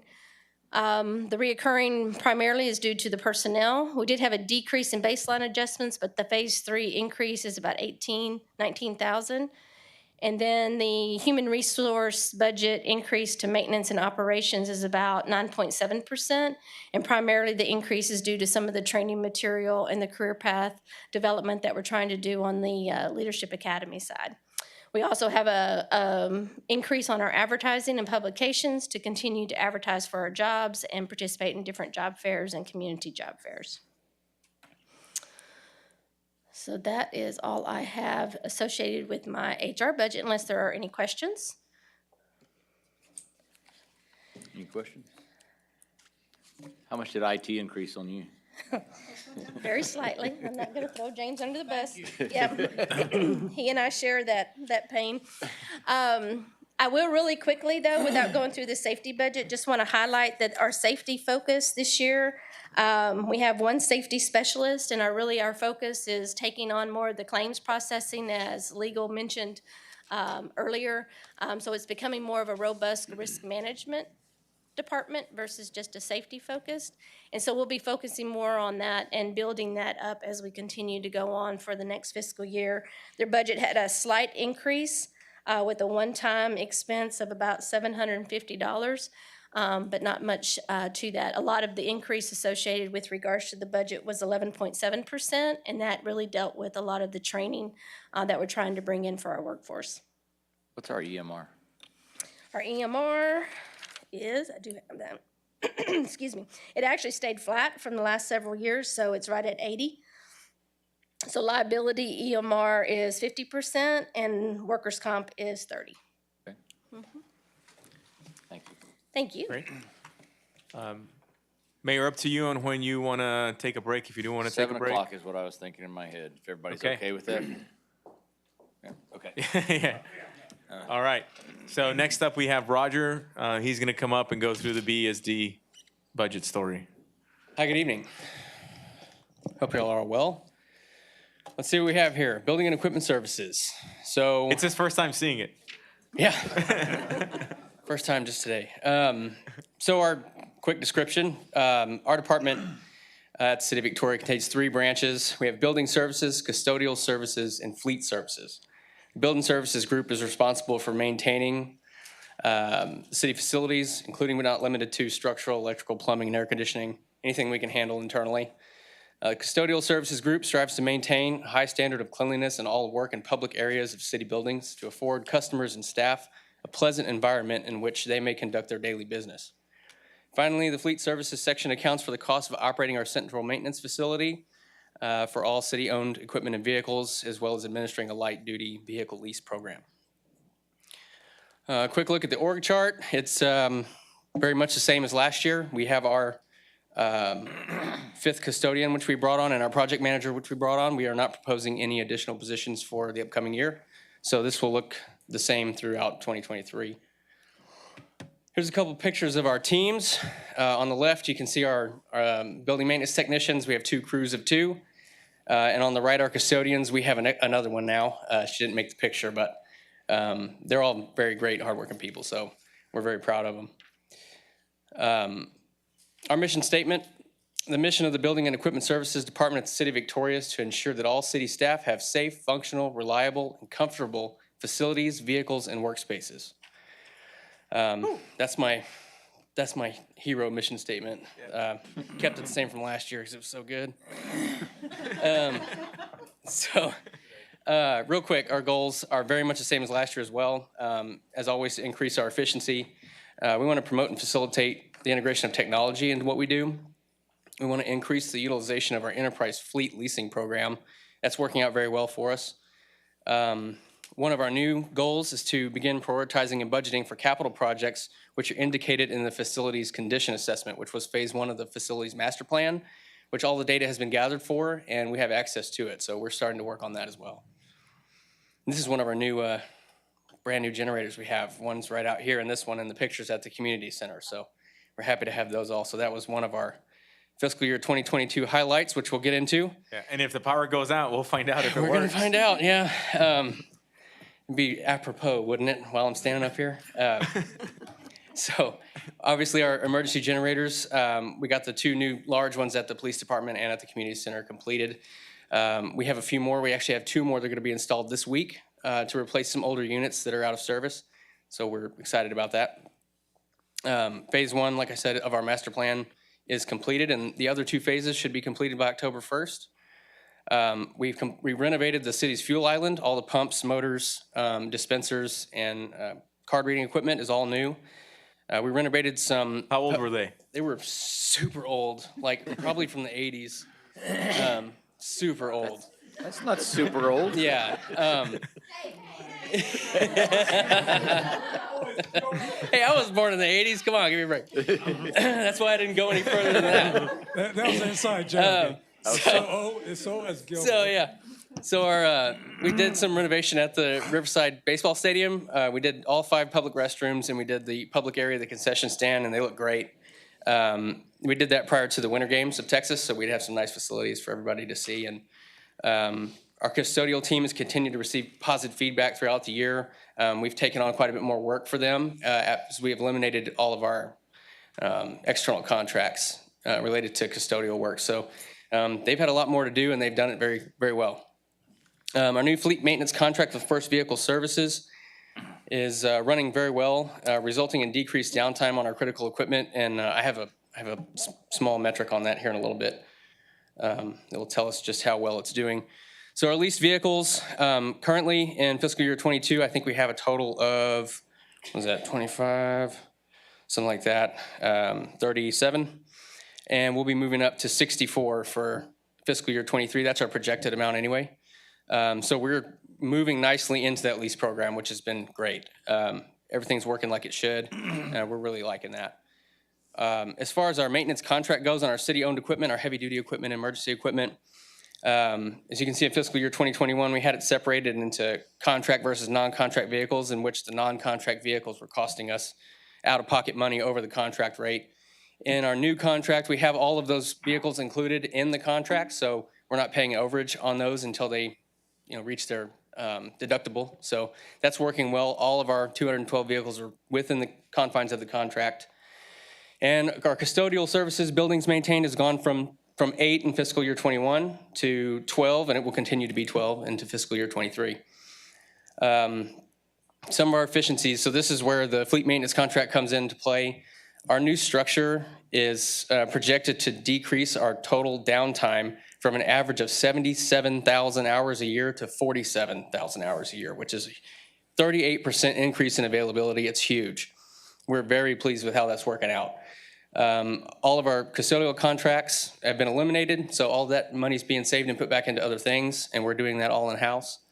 And also, one of our big efficiencies for the upcoming years to be integrated into the new CityWorks platform that Public Works is using, so that we can manage our work orders and our assets as well as they do. Our new programs. Mr. Wilder? Yes. Are you seeing a decrease or increase in time of vehicles in the shops waiting for parts? We have seen that, yes, especially with some of the specialty equipment, a lot of the police and fire stuff, the solid waste equipment, those sort of things, especially with electronic equipment, and fire department and police have quite a bit of that. We do have some difficulty getting that. Our vendor has been more successful than some others. I've learned that we are able to get parts when others are not, even though it does sometimes take longer than normal. So our new programs for 23, we want to begin using our data from our condition assessment. We'll be meeting later this week on just how we're going to start putting that into play. Our floor refinishing program with our custodial department is working well. We have reduced outsourcing of floor maintenance, and our floor coverings are lasting much longer than they would have otherwise. Another program for our fleet department is we want to extend our asset retention of highway construction equipment. We noticed that we were doing like a 5-year turnaround on some of that equipment, and we were turning it in with 12 to 1,500 hours on it at a 5-year time period. And that's not really a good life use of that equipment. We really want to run that stuff to about 4,000, 5,000 hours before we trade it in. So we're going to actively manage those, not trade them in too early, and get the life we need out of that equipment. So on down to some numbers. We are internal services, so we have some revenue here, but this revenue isn't because we're out selling jobs or anything like that. We're just collecting money from the other departments, the enterprise funds and the general fund, for the services we provide to them. Let's see, revenue highlights. I wanted to get into some expenses here. Okay, so I've got it broken out into each 3 sections of our department. Building services and custodial are very flat. You can see that we have just slight increases in both. The Building Services Department request is $681,000. The Custodial Department request is $251,000. very little increase in either one of those, less than 1%. Our big increase is coming in our fleet department budget this year. We're looking at a 44.1% increase in recurring expenses. And that increase comes from three factors. It is from a projected increase in the cost of fuel in the upcoming year.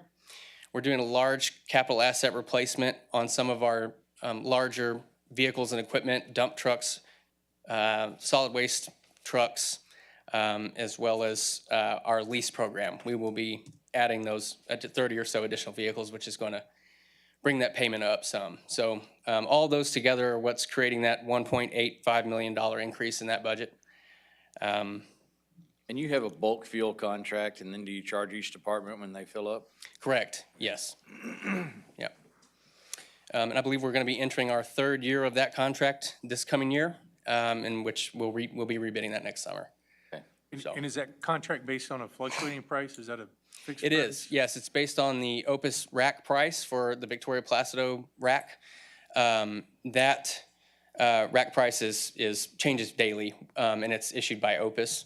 Our fleet contract is a markup for delivery based off of that rate distributed by Opus each day. Got it. Yeah. So that pretty much wraps it up. If you'd like to take a deeper dive into some of my individual budgets, they have stories as well, and there are links to those down at the bottom, building services, custodial, and fleet services, in which you can explore those if you'd like, and I'd be happy to take any questions. Bless you. Bless you. I want to briefly add as a refresher that 3 years ago, this department didn't exist.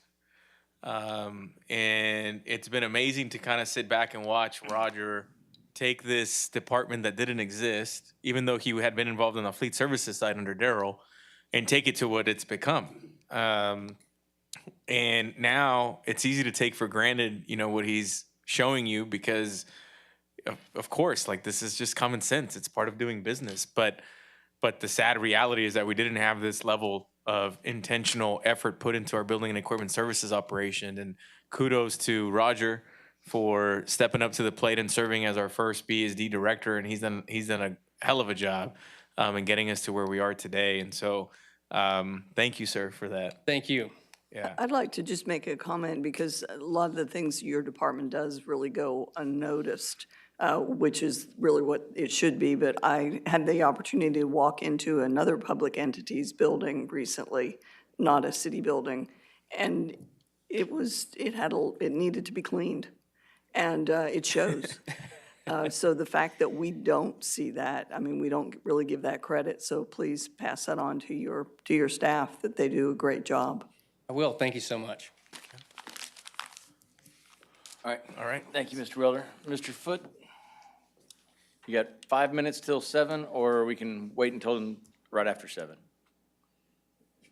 Yeah, I say you mean take the break now? Yeah. Yeah, that's probably Let's take a 10-minute more break appropriate. then. So at this time, City Council workshop session will recess until 7:06 p.m.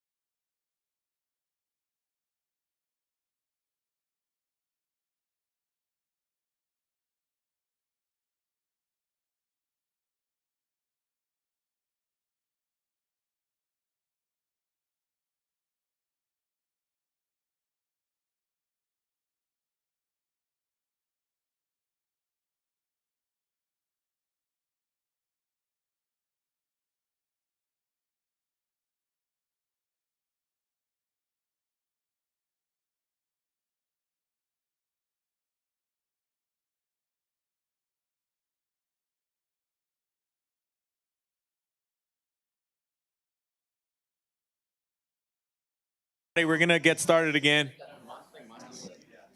All right, it's 7:07, and I call the meeting back to order. Mr. Foote.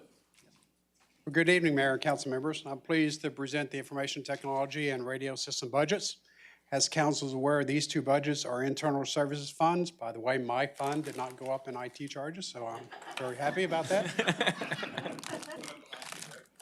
Yes, it did go up in revenue. So basically, these internal funds mean basically that the revenue that these two funds receive is from those other departments, and any increases or decreases directly impact the other departments. I have a wonderful team that supports me to help maintain the technology needs of the city. Our goals and objectives directly support the business needs of other departments. Organizationally, there are two changes to my structure. There's a reorg and the addition of one FTE, full-time employee whose primary duties will be managing the SCADA network. We currently do have 2 open positions in our department. Some of our initiatives in '22 was focused on cybersecurity. We implemented phase 1 of our 2-factor authentication software for police and fire that provides additional layer of security for our computer logons. We implemented a new SIM, a security incident and event and incident management software platform that basically provides real-time analysis of security alerts generated by applications and network hardware. We also implemented a new mobile device management platform that allows security measures to be implemented on our mobile devices, our cell phones and tablets, and for quicker deployment of those devices. We also replaced out the firewall and wireless network at the public library that provides for greater security and increased wireless coverage. Additionally, we've implemented a new internet service provider that allowed us to have doubled our bandwidth speed and almost cut our costs in half.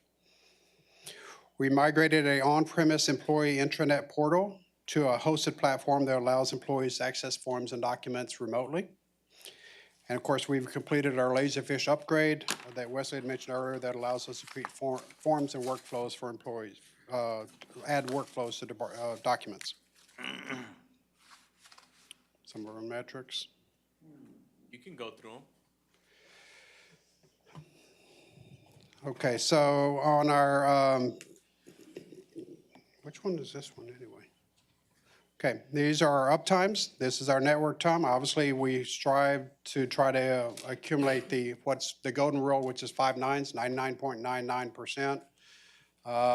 This does not round up to there, but we were getting around 99.997, somewhere along in there. So we still try to strive to that 5 nines.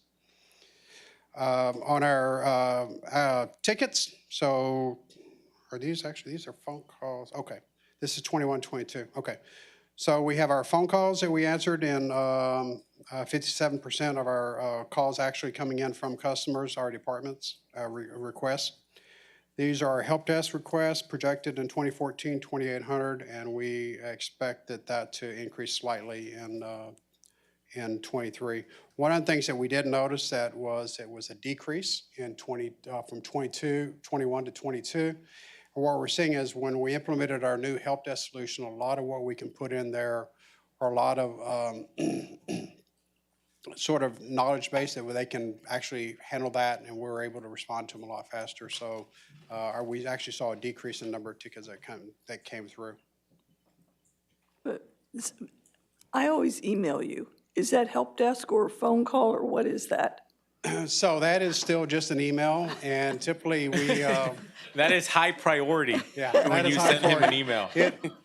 It results in a phone call, usually back to you, but it depends on if it's something very simple, we'll handle that, but sometimes we do not log that into the system. So we do not actually truly, capture all of those. So those number of phone calls that we have, ideally we should be capturing those and turning those all into help desk requests, but I don't think we could do a better job of capturing those.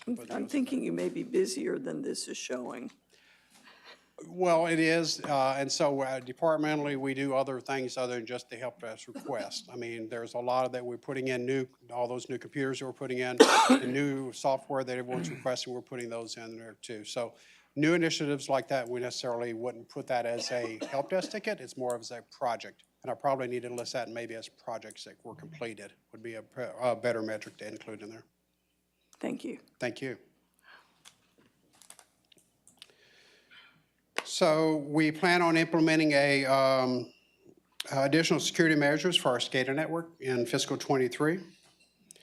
We also are going to be implementing phase 2 of our 2FA, our two-factor authentication, to require all employees to use a second form of authentication when using emails. This will directly affect your council, as if you're accessing your email from your phone and you're not on the city network, you will then have to prompt for a two-factor authentication. Usually on that, it will be something that will be coming across as a application on your phone that we'll put on your phone, and you can then, very similar to what you're doing if you're doing online banking, where they'll prompt you for a second form of authentication. We also are implementing a secure email encryption solution to ensure CJIS compliance and ease of use when sending sensitive documents.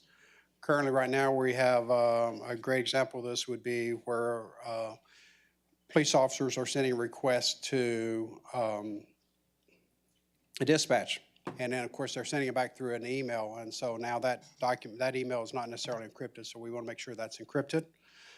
Tiffany is also, I think we're rolling this out this year in municipal court, and she will be using that to start email encryption. And then our other departments that we're going to be highlighting is with human resources, because they obviously send a lot of documents to the health insurance companies, and we want to make sure those are encrypted also. We also will be purchasing Adobe Acrobat license upgrades, as many of these licenses are nearing end of support. We'll be replacing out 86 or upgrading 86 computer laptops. We are still probably, Wes had mentioned that we're pretty much, his department is complete as far as the migration from computers to laptops. One of the focuses was during COVID was we needed to see how many employees could work from home. And so now this is one of those last phase. As they're coming in due for replacement, we're looking at those and seeing if that can be transitioned to a laptop. We also will be implementing, like Roger mentioned, phase 2 of our CityWorks implementation that brings on board environmental services, parks, and BES. So our budget request for '23 equals $2,074,768, an increase of $348,328, or 20.2% compared to fiscal '22 of $1,726,440. The fiscal '23 budget includes one-time expenses of $60,000 and $2,014,768 in recurring expenses, an increase of $288,000 or 16.7% from last year's recurring budget. Personnel increase is due to $67,268 in baseline adjustments, $7,659 in phase 3 of the compensation plan. Maintenance increased by $189,000. That accounted for phase 2 of the two-factor authentication software that we're going to be implementing, the email encryption software. Our mobile app for citizen engagement, which council just approved at the last meeting. Of course, CityWorks maintenance costs, which was in this year's budget was funded by ARPA. And then the renewal of our employee security awareness training. Thank you, Counselor, for completing your security awareness training. I greatly appreciate that. I will be reporting that to the state next month. Contractual services increased by $110,000. That is hosting charges by New Edge for CityWorks. Again, that was funded in this year's budget for ARPA funding. One-time charges for phase 2 of the CityWorks implementation, adding environmental services, parks, and BES to the system. Capital expenditures decreased by $26,000, but we are purchasing the additional Adobe Acrobat licenses and license upgrade for Adobe Acrobat licenses. And then as part of our workflow process with Laserfish, we're going to need some additional licenses to make that work more efficiently. I'll be happy to answer any questions before I review the radio system budget. Okay. The radio system budget is very, I won't even have to bring it up on there, but basically, we're looking at a $10,000 increase in the budget, and that is mainly due to our existing Motorola maintenance contract is renewing, and usually when we renew our 2-year contract, standard is a 3% increase over the 2-year period. So the increase is 2.1% compared to fiscal '22 budget, and we have no one-time expenses. We are looking at currently seeking a hazard mitigation grant to replace our existing T1 microwave networks, Ethernet-based networks, that will allow for greater flexibility. Currently, those microwaves are, as Roger said, super old. They've been out there for a long time. This is the connection, the communication that happens from 911 to our South Tower at Cohutick Road, and this is how dispatch talks to the rest of the public safety employee in the field. These microwaves are primarily focused, it has a microwave link, but their backup links are T1 circuits. You may know, but AT&T is gradually phasing out of copper circuits, and so they're going to fiber on demand. These devices do not support a Ethernet base. They're strictly T1, so in order for us to try to move to another platform, we're going to have to change those microwaves out, and hopefully we've got some good odds that we'll receive the grant for that. And that's all I have. Great. Thank you, Mr. Foote. Great. So we're going to transition now to our public safety departments, which, as I mentioned earlier, is municipal court, PD, and fire. So we're going to kick it off with municipal court. So, Tiffany?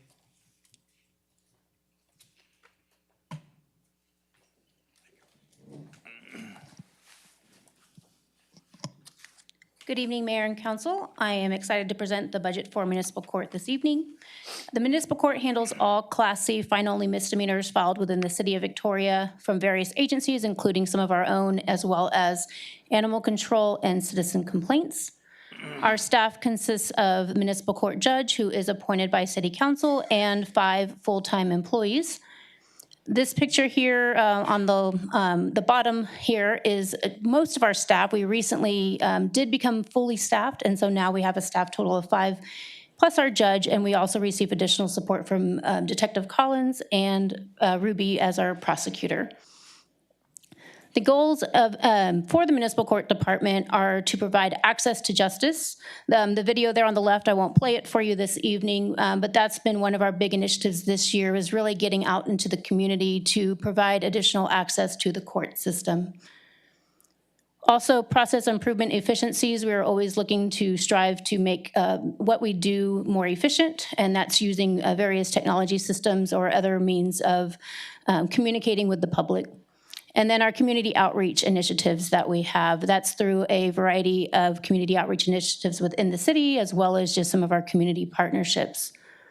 Our 2022 highlights are the completion of training for staff related to the court of record transition, as well as some of the process related to that, including the administrative search warrants filings. We received some from police, the code enforcement department, as well as the fire marshal's office.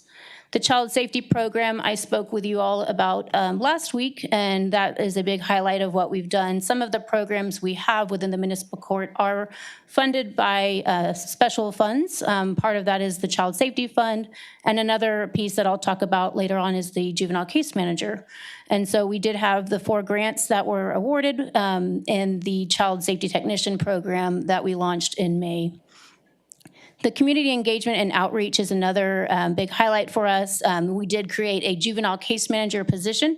In this fiscal year, it was elevating an existing employee to that, so we did not add additional staff, rather we reclassified that position.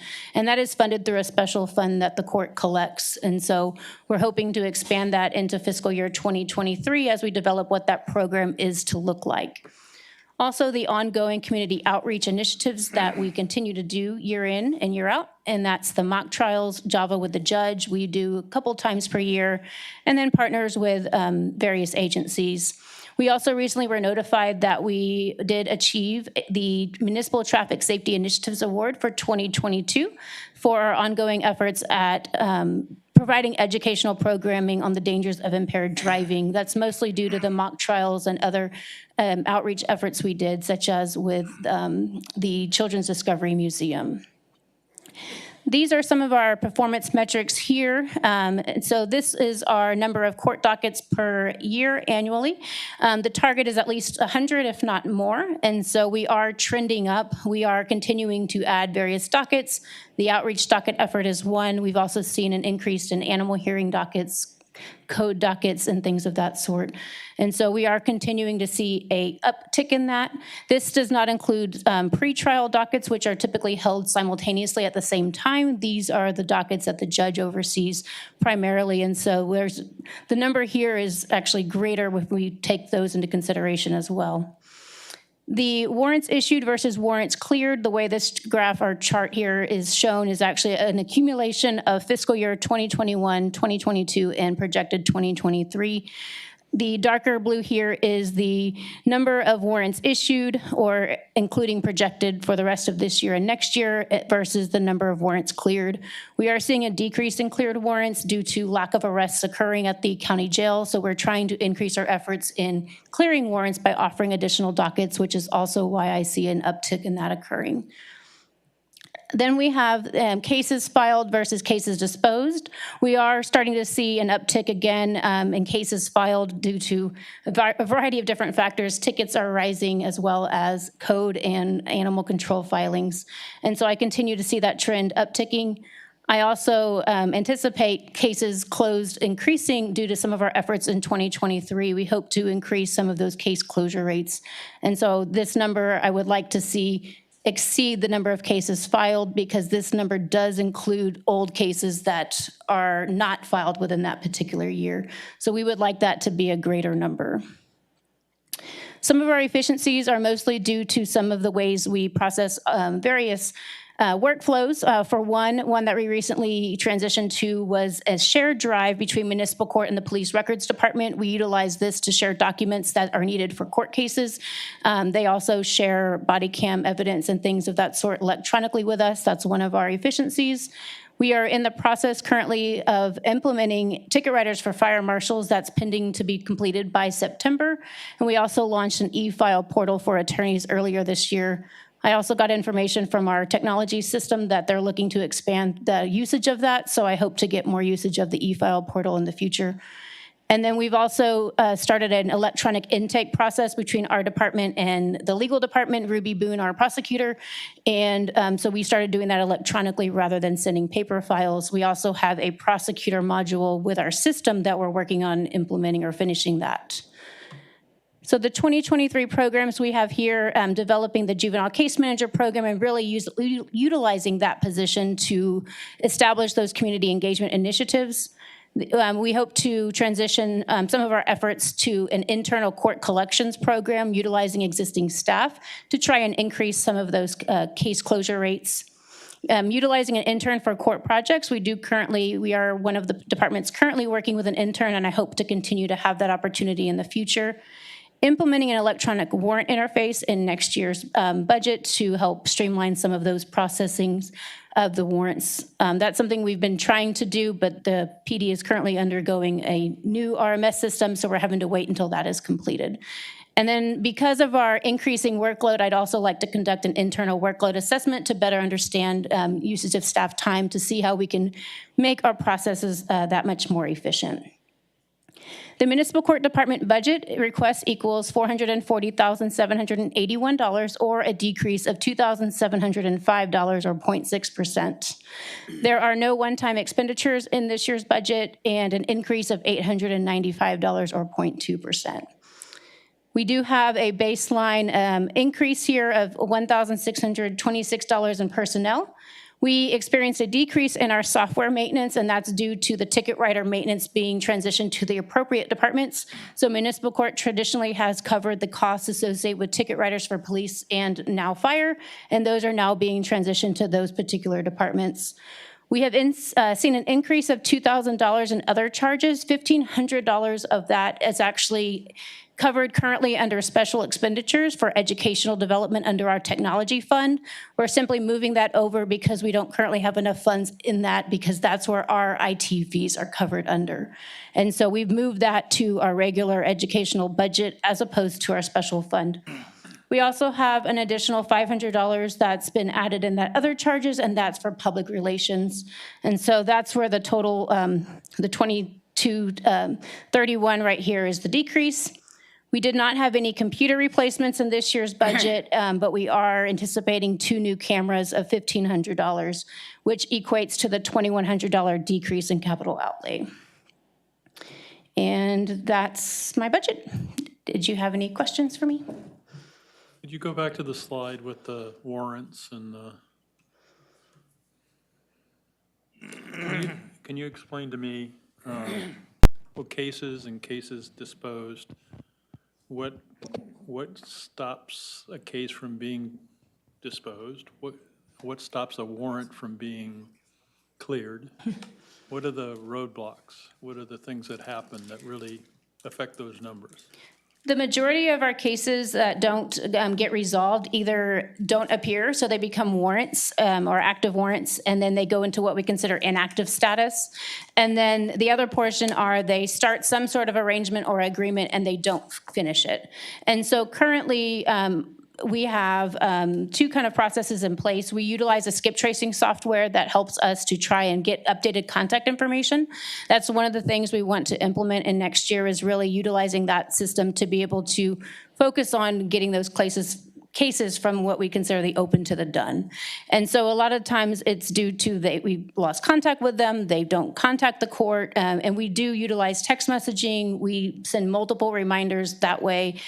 It is effective. We've seen an increase in some things related to people resolving of matters, but there's still so many out there that it's hard to keep up with some of the backlog of not having that tool in the past. And so most of the time it's due to somebody either not appearing or somebody starting something and then not resolving of that matter. And so for that reason, we started the outreach dockets. We are now working with different partners in the community, Salvation Army, Midcoast Family Services. We've reached out to Christ Kitchen. We did one last week at the mall, and we've seen a good response with that, and we hope that that helps people realize we want to help you resolve them. That's ultimately what our goal is to help them get that case resolved, whichever method works best for them.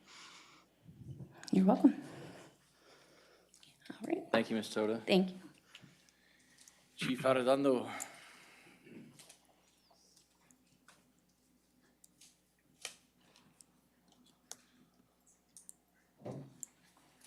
Good evening, Mayor and Council. Good evening. Nice job with the rolling of the Rs. Let's see here. All right, so I'm pleased to announce our budget for fiscal year 2023. And as you see there, you'll see a picture of the police department. In early February of this year, we got together at De Leon Plaza and did that with the help of Public Works and their bucket truck.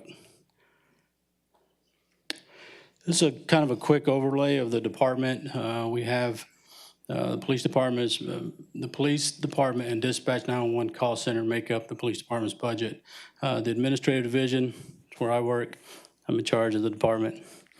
Also, you have the support services division that oversees the crime analysts, facilities and equipment, fiscal management, inventory control, EOC security, weapons of mass destruction.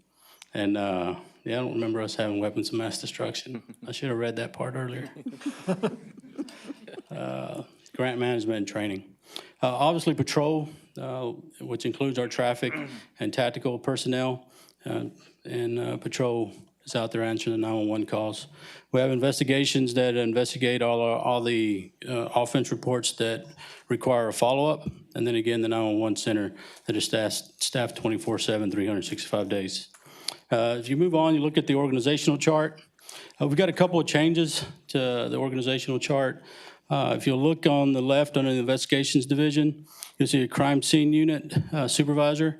If you recall, we had last year we merged records and our case prep sections.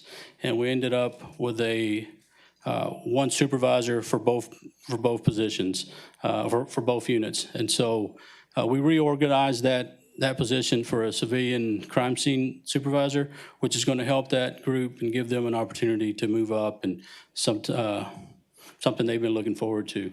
But where the real change comes in the added position is going to be under support services. And if you'll look under support services lieutenant, down towards the bottom, you'll see a community engagement sergeant.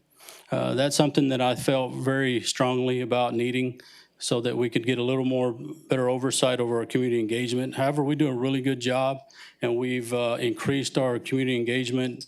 And if you follow us on social media, you'll see how many different community engagement opportunities we've had this past year. But I wanted to give those guys a little more support, somebody to help them with carrying that large task. And so I went to the city manager and asked for that position. And it's one of those positions that'll be looked at for January. Here's a picture of the day we swore in DJ. You can see DJ there in the front with his arms out. That is something that was really good. The community really jumped on board and supported it. And next to him, the little girl with the striped jacket is another honorary police officer of ours, Kimran Lee. And she's had a hard time lately, but I think that when she's a part of the police department and the party that we had for her, it's given her a lot of strength, and so it's something that we're very proud of. On the left, you'll see a picture of the female officers and female staff that we have during the International Women's Appreciation Day, a picture that Lauren took for us. So getting into the department, our mission is to reduce crime and the fear of crime through outstanding police services in partnership with the community. Our goals, should have been following along here. Our goals are to reduce overall crimes by 3%, respond to priority 1 calls for service in 7 minutes or less, answer all incoming emergency calls within 10 seconds or less, 90% of the time, recruit, hire, and train a diverse personnel to fill existing vacancies, achieving an annual average vacancy rate of 6 or below. That has been challenging, to say the least. We're still working really hard at it, but it's been a challenge, and I think it's been a challenge across the nation. Increase community engagement events to educate the public on crime-related issues, increase investigation overall case clearance rate by 3%, and reduce traffic-related crashes by 3%. If you look at our fiscal year 22 highlights, the first one received our 4th consecutive Texas Police Chiefs Association Best Practices recognition. And I made that first for a reason. There's 2,738 agencies in Texas. 177 have been recognized by the Texas Police Chiefs Association. 19 have received that award 4 times. And the Victoria Police Department is one of those 19.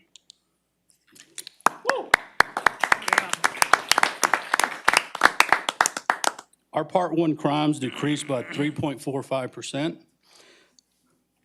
which was not an easy thing to do based on 2020. Though our numbers were, 2020 was a tough year for us, is what I was trying to say. And 2020, crime was down, 2021, crime was up, but we were still be able to get that reduction there. We decreased priority 1 response times by 17.54%. That's really good. Our response times with our staffing sometimes being a challenge and having that opportunity to reduce it by that much is kudos to those officers that are getting to that call. We increased our community engagement events from 60 to 95, brought back our community zone meetings after a 4-year absence, expanded our social media platforms to maximize citizen outreach, and we decreased property crime by 8.73. And you're probably wondering, why is that in that area instead of up there with the others? Well, because I think what led to that was our community engagement. And I have a little video, I'll play it real quick, it's real short. But part of that community engagement was us doing public service announcements. And I thought the guys did a really good job with this one.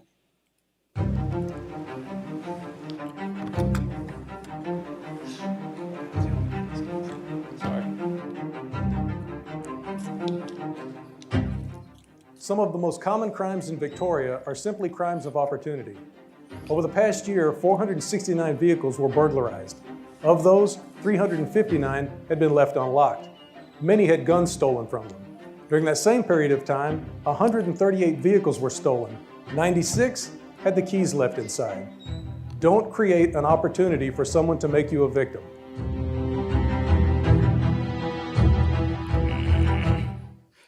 That was a real quick video that we partnered with the news stations here, and we put that out there on TV, free of charge because of our partnership and our community engagement. And that's why I felt so strongly that having a sergeant added to the community engagement unit was important to our overall crime reduction. And also, we implemented a data-driven approach to identify 2 areas accounting for 50% of our crime, utilizing this data and applying resources. We decreased crime in overall surrounding areas by 11%. And Ms. Scott, you're well aware of that, as we did that in Tanglewood. And we're still working to move that throughout the city so that we can increase that crime even more. And if you're looking at our performance metrics, we're about 50% on what our goals were. 2021, we were at 42% actual clearance rates. And right now, we're projecting it to be about 41%. So we would have needed to be about 45% in order to reach our goal.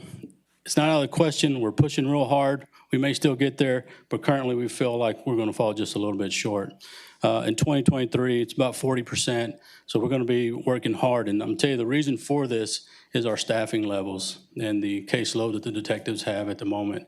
It's pretty tough, but those guys are working real hard, and they deserve all the credit in the world for what they're doing. The traffic accidents, we had 969 in 2021, and we're projecting about 1,024 in 2022. In 2023, even higher. Now, we're doing a lot of different things to try to address that. Obviously, I don't like those numbers going up like that. Some of the things we're doing is we did a spring break DWI operation in March.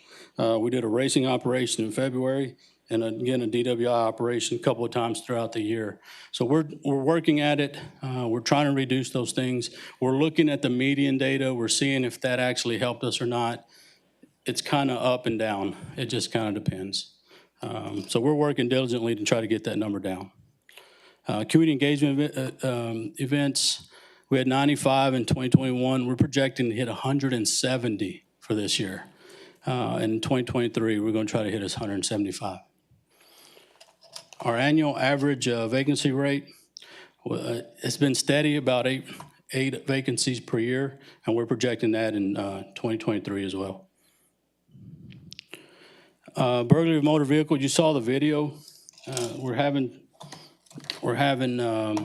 Still having issues with that, and we're using that PSA. It's helped us for the most part, but we're still working to try to remind the public that it's important to lock your vehicles. So that pie chart represents 420 total. 172 were locked and 248 were unlocked. In 2020, 18% were being locked, 41% in 21, and 43% in 22. So we're trending in the right direction. It's just an uphill battle.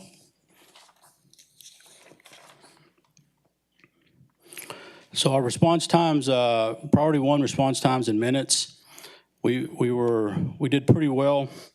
In 2021, it was actual 5 minutes, 30 seconds. It rounded up to 6.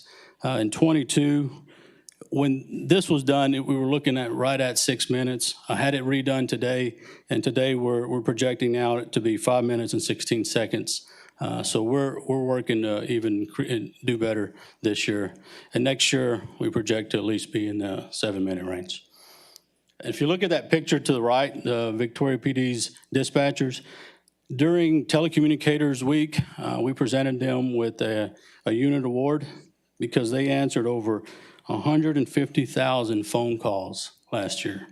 It's a 42% increase from 2020, and their staffing levels were pretty low. So we're doing a lot of things to improve their morale and work with them and making sure that we treat them just as special as they really are to us. So our departmental efficiencies, the picture to the left is one of our canines that was donated by the DA. Written warning migration into our records management software, RMS reducing data entry by record staff. Our record staff was pretty beat down. I didn't understand why we didn't have this as an automatic thing. Citations are an automatic deal. The officer writes it, it goes to municipal court, but the warnings were not. And you probably know that our citations are down, our warnings are up. Hard to explain why, but they are. So they were looking at stacks and stacks of warnings, and they would have to put data entry by hand. And so we're working on a migration to help that. It's in the process. It hasn't been completed yet, but it's one of the things that is going to improve the morale for the records clerks, and it's going to help tremendously. We're utilizing the Citizens Police Academy alumni volunteers to help with backlog of data entry and records unit as well. That's another group that is just willing to help, wanting to help. We just had to get past COVID so that we could get them in there to help us. And that's going to save a lot of time and effort as well. We applied for the Lone Star Grant to improve our technology, and we were granted $136,000, and so we're going to use that for LPRs, help us with these criminals that are coming from out of town trying to victimize our great citizens. We added 2 canines. We received donated funds from the Victoria Lions Club and the District Attorney's Office, totaling $25,000. And I know you're probably thinking, well, wait a minute, that's going to cost us money. In the short term, correct. We didn't pay for the dogs, but we're definitely paying for them, food and vet bills. But we're gonna, as soon as we can get our staffing and our retention corrected, they're gonna be on the highway. They're gonna be taking care of our interdiction. They're gonna be self-funded because they're gonna be out there with our asset forfeiture fund and building that up so that we can self-fund that. Fiscal year 23 new program and initiatives. We talked about before the UHV professor who's working on our 10 years of sexual assault. She's still working very diligently on that. Some good things are coming from it. We're learning how to get better at what we do, and I'm looking forward to getting that data. Fiscal year 23 will be focused on engaging our youth with mentoring and sports programs to help build trust. The first time a child meets a police officer should not be when they're in trouble. And if you look at the picture on the right, you see that big smile? I think the kid enjoyed it too. No, but our officers really had a great time at our fishing, casting with cops. It was our first annual, and we're going to try to do that again every year. But we're going to try to move into the spring because it was hot.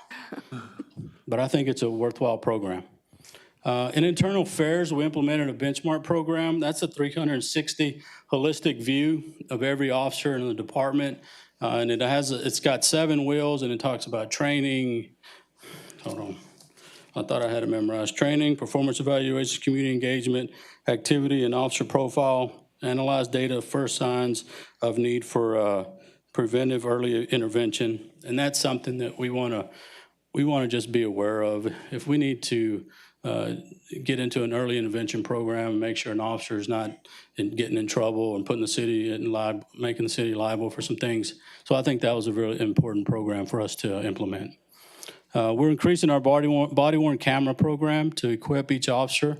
So each officer in the department will have one. And the last, how many was that, 38? 38, yes, sir. The last 38 is part of a grant, a JAG grant that we received as well. We're upgrading the RMS software to streamline data entry and to be more user-friendly. That's a good thing because I'm going to talk a little bit as we go forward about what that's costing me. And after this year, it's going down by $60,000 for 5 years. We're $60,000 every year. Yeah, $60,000 every year, 5 years in a row. Building upon our partnership with the Bridge program at the Vine School, enabling officers to interact with children on the autism spectrum disorder and related communication disorders. So there's a lot of programs and initiatives we'll be working on in 2023. So our budget highlights. So the combined police and dispatch budget request equals $16,900,106. Most of that goes to Mr. Foote. No, I'm just kidding. Most of that is personnel costs, obviously. An increase of $558,447, or 3.4%, compared to fiscal year 2022 adopted budget of $16,341,629. The fiscal year 2023 budget includes $325,926 in one-time expenses and $16,574,180 in recurring expenses, an increase of $717,948, or 4.5% from last year's recurring budget. Personnel increases due to baseline adjustments, $75,192 for Phase 3 of compensation plan, and $299,340,000 for step pay program. Council, I can't tell you how important that step plan is. Our officers needed that roadmap. They need to know where they're going to be at in the future. They need to be able to forecast what they're doing and where they're going to be so that their family knows where they're going. So kudos to the city manager and everyone involved in getting that set up for us. Thank you. As we go forward, $396,941 in personnel and $329,456 is in maintenance and operations. We had a reduction in our capital outlay of $167,920. Our one-time expenditures total $325,926. Of that, $193,825 is related to vehicle replacement and overhead services. And I'll tell you, I'm really a fan of this lease program because we're able to improve our fleet more often. When I got here, I was surprised at some of the age of our fleet. So I'm really a fan that Assistant City Manager Farrell was bringing that to us. Were the vehicles from the 80s? Yes. Yes. Yes. Definitely from the 80s. I think some were into movies like Starsky and Hutch. That might be 70s, right? Starsky and Hutch. $32,984 is supplies for patrol such as traffic cones, trauma kits, stop sticks, and gun mounts for our motorcycles. You didn't think about a motorcycle having a gun mount, but my last stop in Dallas when we had that 7-7 where officers were attacked downtown, we had motorcycle officers that were pinned down with only their handgun trying to fight a guy with a machine gun. So having that in their saddlebag and the ability to access that would be beneficial to them if ever needed. Let's see, $15,000 is for microfiche converting old records into Laserfish. We're getting close to the end of that. I think that's the last $15,000 we have to spend on that. $84,117 in capital outlay for radars, crash data retrieval system, ballistic helmets, and plates for SWAT. SWAT, that's my big ticket group. I think we spent a lot of money on SWAT. Our recurring expenditures total $16,574,180, an increase of $717,948. Of that $17,000, I'm sorry, I keep saying 17. $717,948. Nearly 400 of that is the additional sergeant and the step plan. Again, I've talked to you about how important that additional sergeant is going to be to our community engagement. So everybody's talked about the interdepartmental. Mine went up $155,000. IT, $73,000 of that, plus the $16 million I give you. Or we give you. Fleet services is $72,000. Our insurance went up just a little bit because we're getting newer cars and our replacement costs going to be a little higher. So our insurance went up by $3,800. Our software maintenance is up $102,000. We're adding more body cams, so $80,000 of our software maintenance is Axon. Are those replacement cameras? Or actually new cameras New that we're cameras. outfitting? We're outfitting the rest of the department. Not everybody had one. Really? Yeah. Okay. Yeah, so we're moving forward through that Well, JAG let's grant. clarify that. So patrol patrol had them, but we have police officers like detectives and others that were not prioritized to have the cameras. Okay. And so now we're pushing towards everybody having one, regardless of whether you're on patrol or not. Yeah. And I think it's a good thing because they work off duty and there's opportunities for them to use those body cams. And that's where the industry is going. Every officer should have one. And James informed me that we did replace some of the in-car dash cams as well. So I'll take any questions. Back up to your count. Oh, down. So when's the last year we did a study of personnel required for police department? I think, 2012? yeah, they did a kind of unofficial one when Deputy Chief Ray was here, or Assistant Chief Ray was here. But I don't know of one prior to that. Well, I mean, they're not that complicated to do. We actually quasi are doing one right now That's what I was about to say. as part of our facility master plan process, because the design of the new public safety headquarter facility will be designed taking into account, a number of police officers that we ought to be, right? And so as an example, that process is using a formula that multiplies our population by X percent that says, X amount of officers per resident. And so we've used that to determine a projection as to how many officers we ought to have in 2020 and 2030, because we want the facility to be able to obviously last for decades. And so it's going to account for a proper number of personnel there. So that's probably the closest that we have.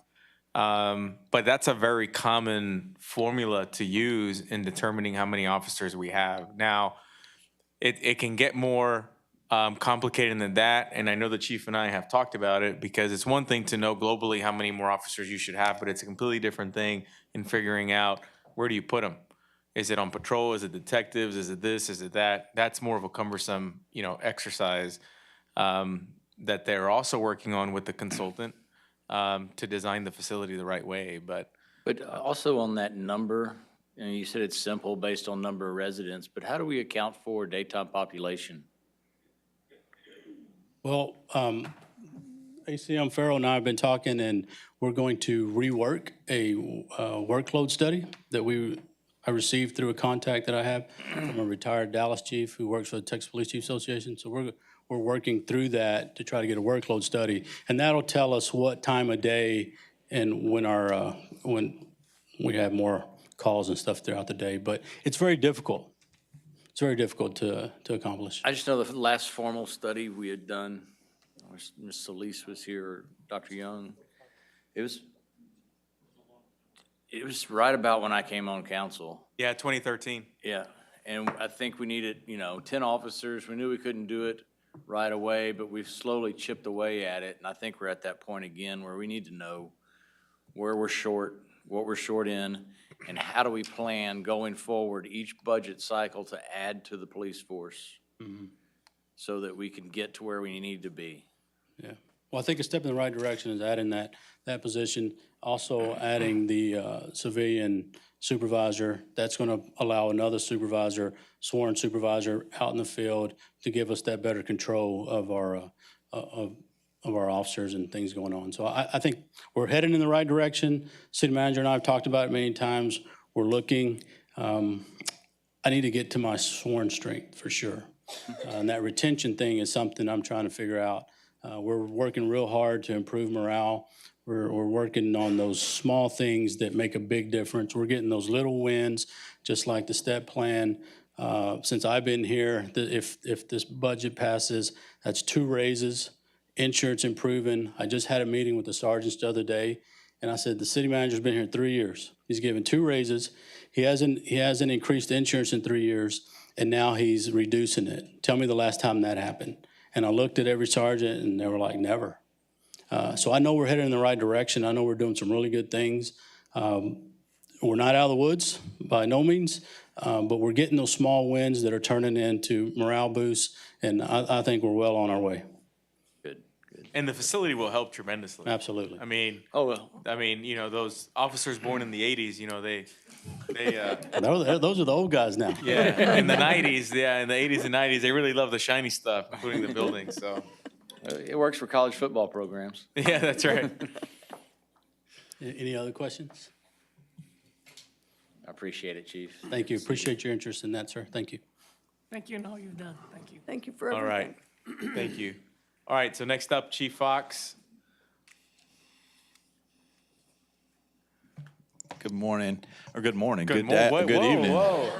He's been asleep in the back. I am. Julie told me I had to hurry up, so I was hurrying to the morning. It's because she wants to go after you. She wants to be moved up to today. Hey, I'm all for that. This is the big shiny stuff, though. Yes, ma'am, absolutely. I'm all for that. My father texted me and I don't have power till 11 o'clock tonight, so I'm ready to just keep rolling right Yeah. here. All right, start thinking about who wants to volunteer. Well, good evening, Mayor and members of council. It was a great pleasure to present our fiscal year 23 preliminary budget. I like that new term city manager used, preliminary budget. And we'll get started. The Victoria Fire Department, as you all know, provide all hazard services to not only the city of Victoria, but Victoria County, all 890 square miles. We also provide fire investigations, fire code enforcement, plan reviews for the city of Victoria. And we do that all through our fire marshal's office, as well as 6 fire stations staffed with 128 uniformed personnel and 2 civilian staff. And we're making about 13,000 plus calls a year at the fire department. Our organizational chart, we're not proposing any new staff or additional staff this year, but we are proposing a reorg, and I'll get to that more as we talk about the budget. And that reorg is to help us provide our services a little bit more efficiently and effectively as we move forward with our goals and mission. Our mission is to preserve life and property with dedicated and caring service. Our goals for this year, or for fiscal year 23, is to implement a mobile integrated healthcare, and that's one of our reorganization positions, is a community paramedicine program. And basically what that allows us to do is provide service to people that don't necessarily need a big red fire truck or an ambulance. They need something else, and it's very expensive to send an ambulance or a fire truck to those houses, which make up probably 30% of our calls. If we could implement a community paramedic program which can get them connected to the right types of services, that'll help us be more efficient at delivering our normal services, which are 911 services.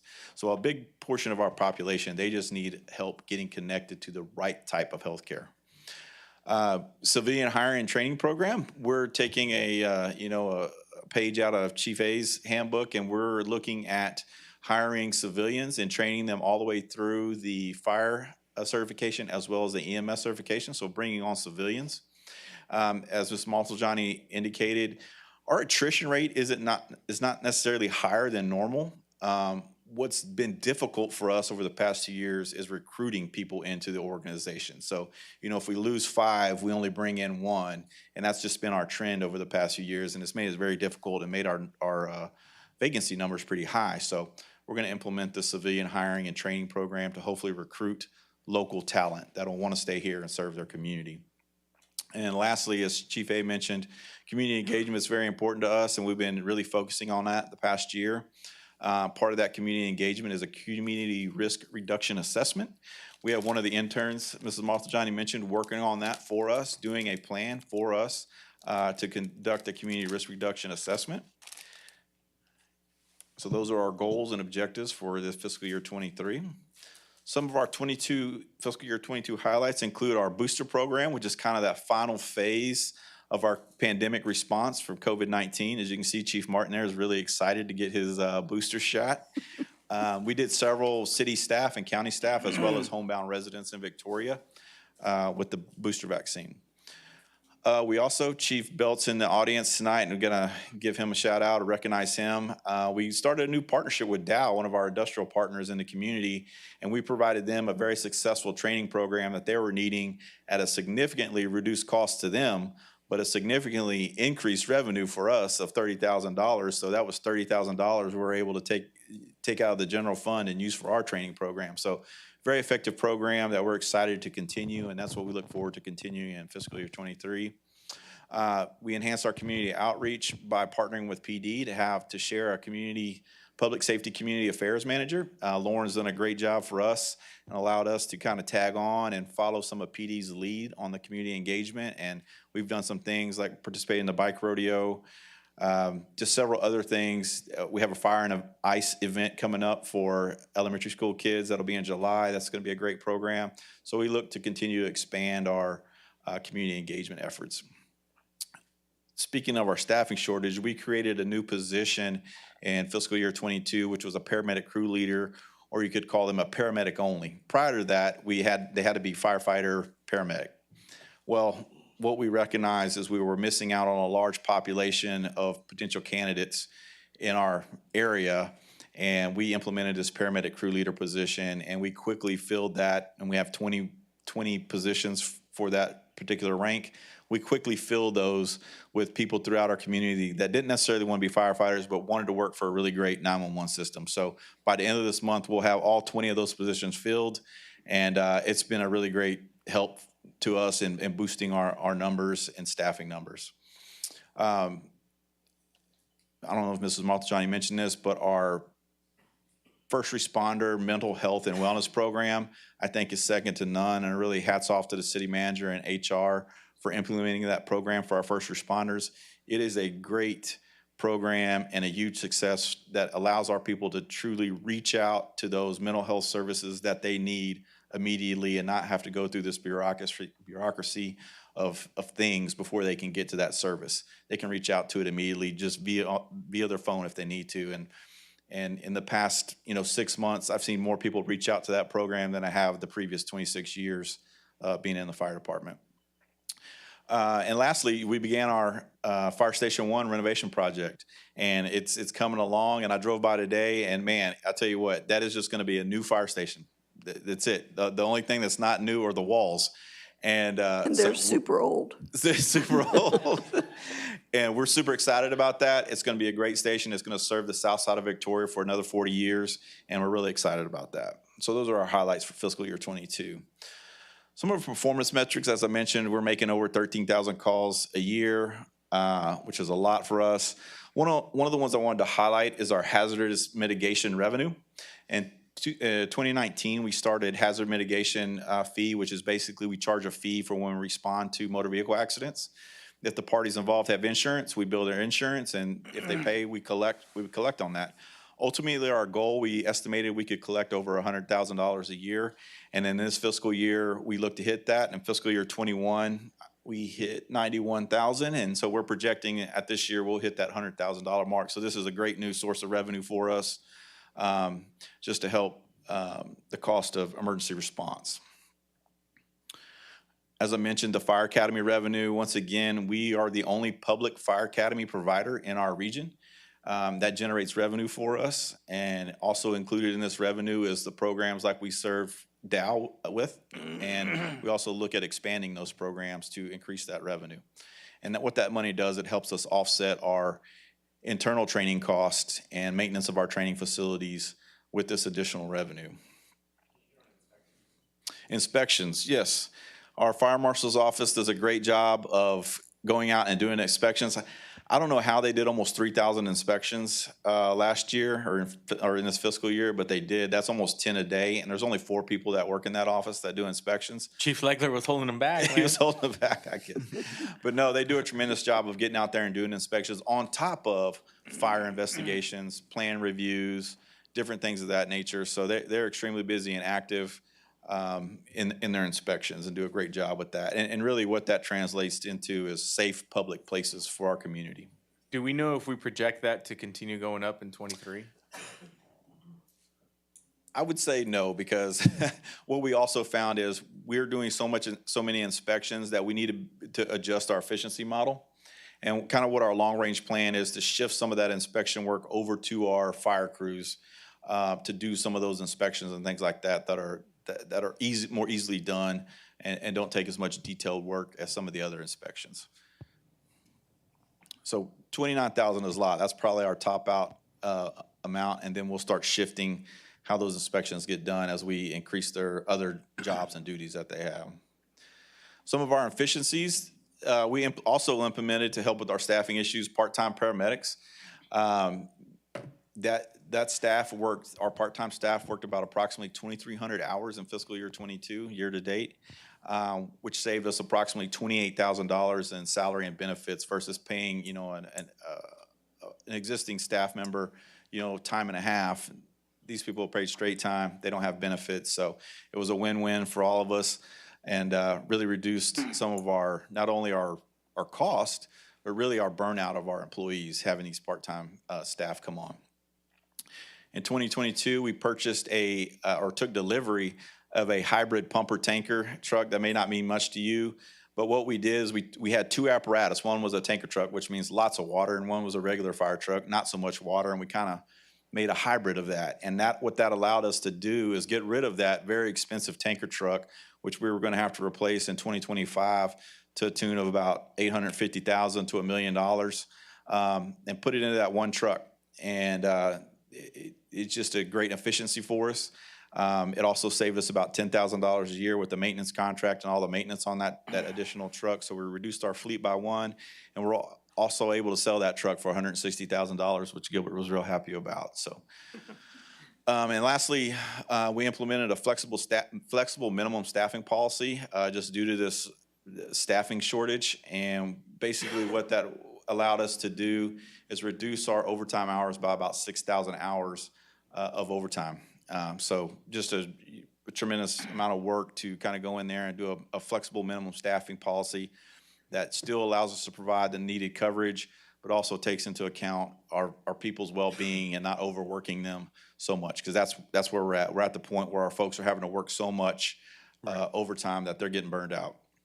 And I think it's important to note, and I don't know if you plan to mention it, later on, but this is a real serious concern, right? Because typically what happens with the minimum is that folks are in essence required to stay for an extra shift. Correct. And so this burnout is occurring because we're forcing them to stay, holding them over, right? So by reducing the minimum staff, it reduces the amount of forced holdover, which reduces burnout.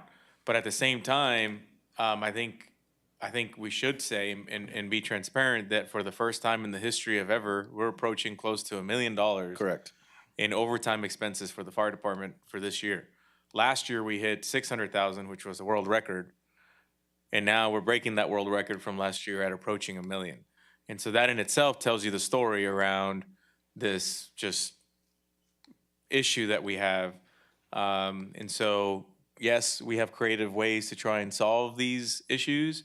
And yes, the fact that we're paying our folks better contributes to the increase in overtime, but still, it's still an issue. And so we hope to continue to think creatively to try and address them. But trying to find that balance, right, between delivery of service and keeping an eye on the finances, it gets tricky. Thank you. New programs for fiscal year '23. As I mentioned earlier, reorganizing our organization to create a mobile integrated healthcare program, which is a person that provides that alternative type of service, which basically will help us reduce that burden on our 911 system. Continue expanding our training programs with outside parties and agencies such as Dow. They've already reached out to us for a different program, and we're looking forward to providing that to them. Our Public Fire Academy has done extremely well. We're looking to expand that. That's also part of our reorg, is adding another person into our training division. Instead of going from 2, we're going to go to 3 to help with that. As I mentioned earlier, community engagement is a big part of our community risk assessment. That risk assessment is there to identify who needs the education, what areas of your community need the support and need the resources to be a better, safer neighborhood. And lastly, as mentioned probably earlier, is that we're looking at hiring truly purely civilian staff, no certification whatsoever, and putting them through fire school and then putting them through EMS school. And hopefully that the goal of that is to retain and attract local talent and keep them here in our organization. Because that's what we find. Folks that we hire here locally tend to stay here and work in the organization. I don't have any fancy videos like Chief A, but I do have a budget reduction. The fire department request equals $14.8 million. That's a decrease of $237,000 or 1.6% compared to fiscal year 22's adopted budget of $15 million. The one-time expenses equate to $648,000, which is a decrease of $748,000 or 53%. The recurring expenses totaled total of $14 million, which is an increase of $500,000 or 3.7% from last year's recurring budget. A lot of that recurring expense is due to our STEP program, as Chief A mentioned and everybody else has mentioned. Thank you to City Manager and HR for pushing that program, presenting that program, because it is desperately needed and greatly appreciated by our staff. You see a personnel cost increase is due to a $43,000 baseline adjustment, $15,000 for phase 3, which are people not in our STEP program. And then our STEP program is a $242,000 increase in the STEP program, which is moving everybody to their appropriate step, as the city manager mentioned. Major impacts also to our budget include our self-contained breathing apparatus, the things we wear on our back to allow us to breathe in smoke. Those items are reaching their end of life. We have 77 of those. They're very expensive items, and we're replacing those on a 5-year program. Other major expenses include a medic unit, Jaws of Life rescue tools, and our rescue boat all reached the end of their life. Chief Fox, what type of rescue boat are you getting? You going prop again? We're going to evaluate that. We are looking at prop and/or jet propulsion. Jet drive or air? Air, potentially. Air, potentially. We don't have as many skilled people to. Well, we couldn't use our rescue boat during the hurricane. Right. Because of the fences that were underwater. You might hang up on barbed wire. Correct. And right now, we project or propose in the budget is a replacement outboard drive boat. Just the cost, that's what we're replacing. But that is something we'll look for in the future as potential grant opportunities as an airboat. Thank you, great point. Also part of our budget this year is enhancing our employee wellness program through our very advanced and sophisticated medical evaluations that we do every year. Typically, we only do half the department. In this budget, we're proposing doing all the certified members. So that's a great advancement and improvement in our cancer prevention initiative. So that was a big increase in cost. And lastly, as everyone's mentioned, inflation is a big key thing, especially in supplies, fuel, and those types of situations have a significant impact on our budget. And I'm going to jump into some specifics. In our one-time expenditures,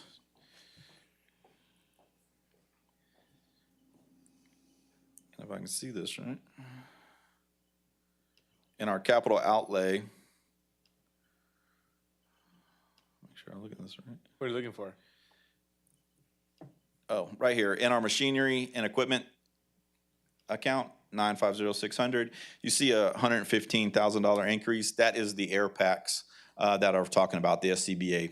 And that's once again a 5-year program, and that replaces all of our air packs and puts them under warranty for life. So that's a kind of a lease purchase program like we've done with some of our apparatus lately. We're doing the same thing with that piece of equipment. That's almost a $1 million project, I think $700,000 to $800,000 project to get all those replaced. Do we donate the old ones, or there's no place that can take them? Correct. Well, actually, we trade them in and get a reduced cost on our purchase. All right. Going into our recurring expenditures, some of the variances. In our supplies account, that $39,000, that equates our increased costs in our medical supplies.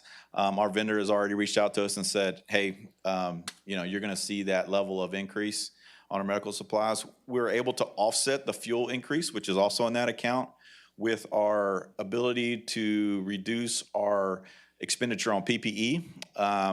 As you may remember, we talked about buying 2 sets of PPE for every firefighter as part of our cancer initiative program. We have hit the end of that.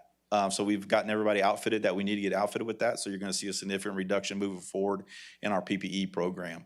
So we were able to offset, let's say, the fuel cost increase of $40,000 with a reduction in PPE costs. So But that $39,000 you're seeing there is directly related to EMS supplies. And as I mentioned in the contractual services, that $37,000 is directly related to those physicals. There is an extensive, a very elaborate and comprehensive physical, and that's what you're seeing there.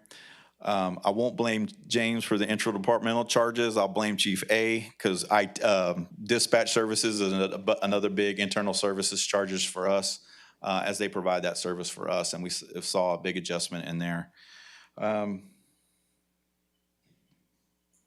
I will be happy to answer any questions on our budget. Those are the highlights. I'm just going to just get down to our staffing so you can see that if you have any questions. So, long range for the fire department, we think that we may need a station kind of around Colony Creek area, right? Yes, sir. We're projecting more on the other side of 59.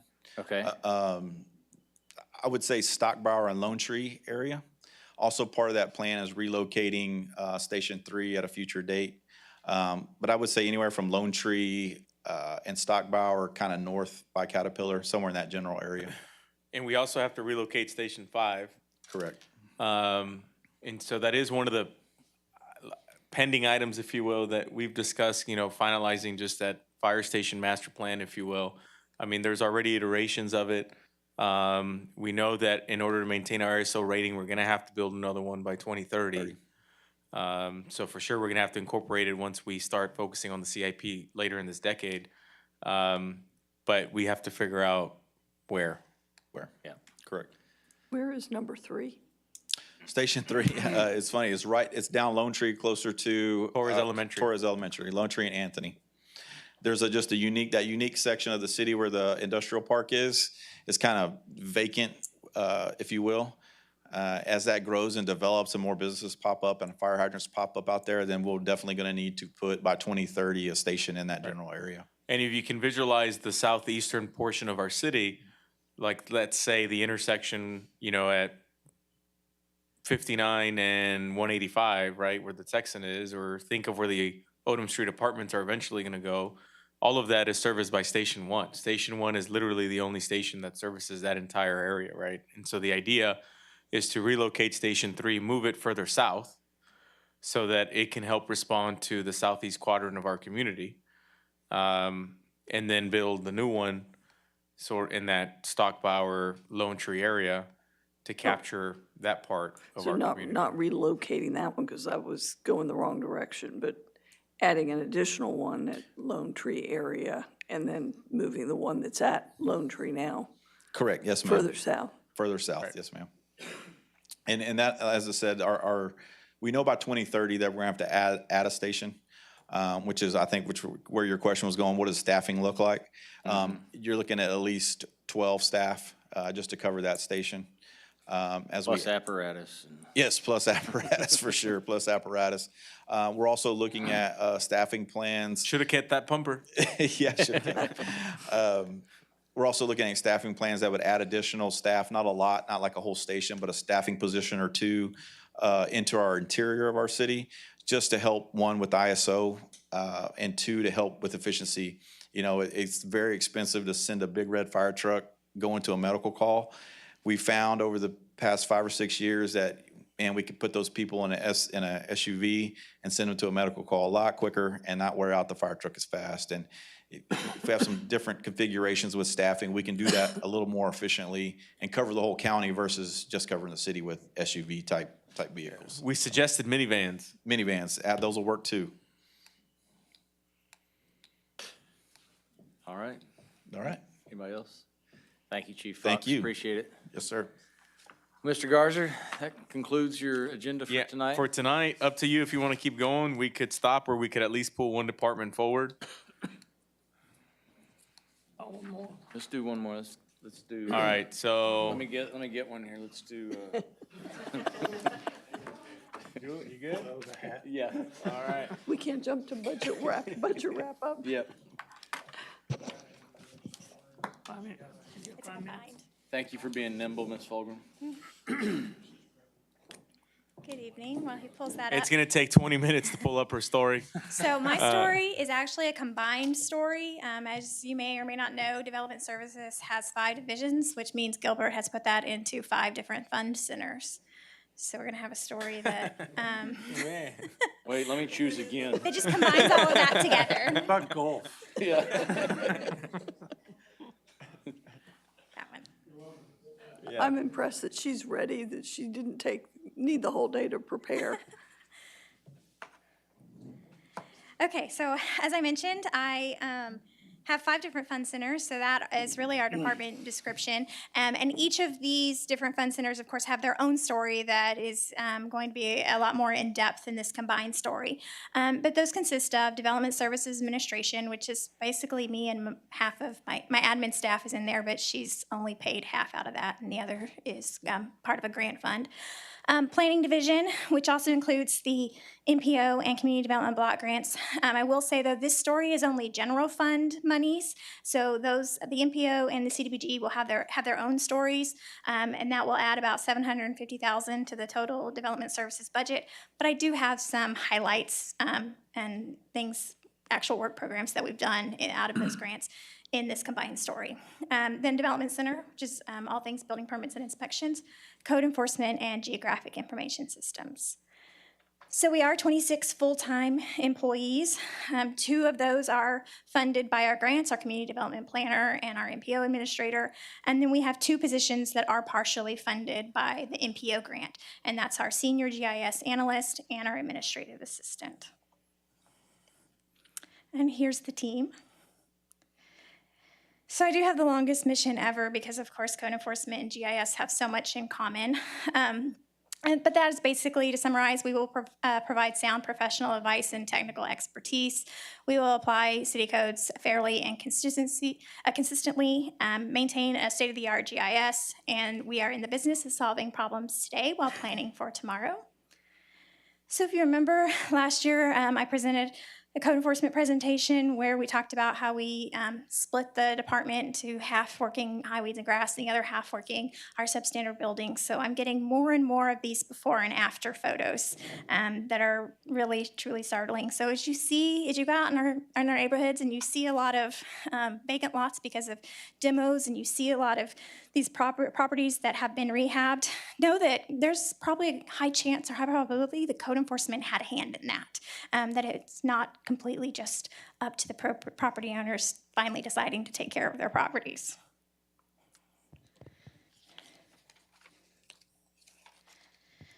So to highlight some of our goals and objectives in planning, we are going to complete and implement the rewrite of the Unified Development Ordinance.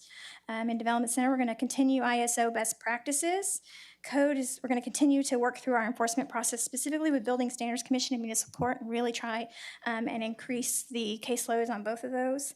And in GIS, we are going to continue upgrading the city's GIS system with the online story maps and our new data lookup tool.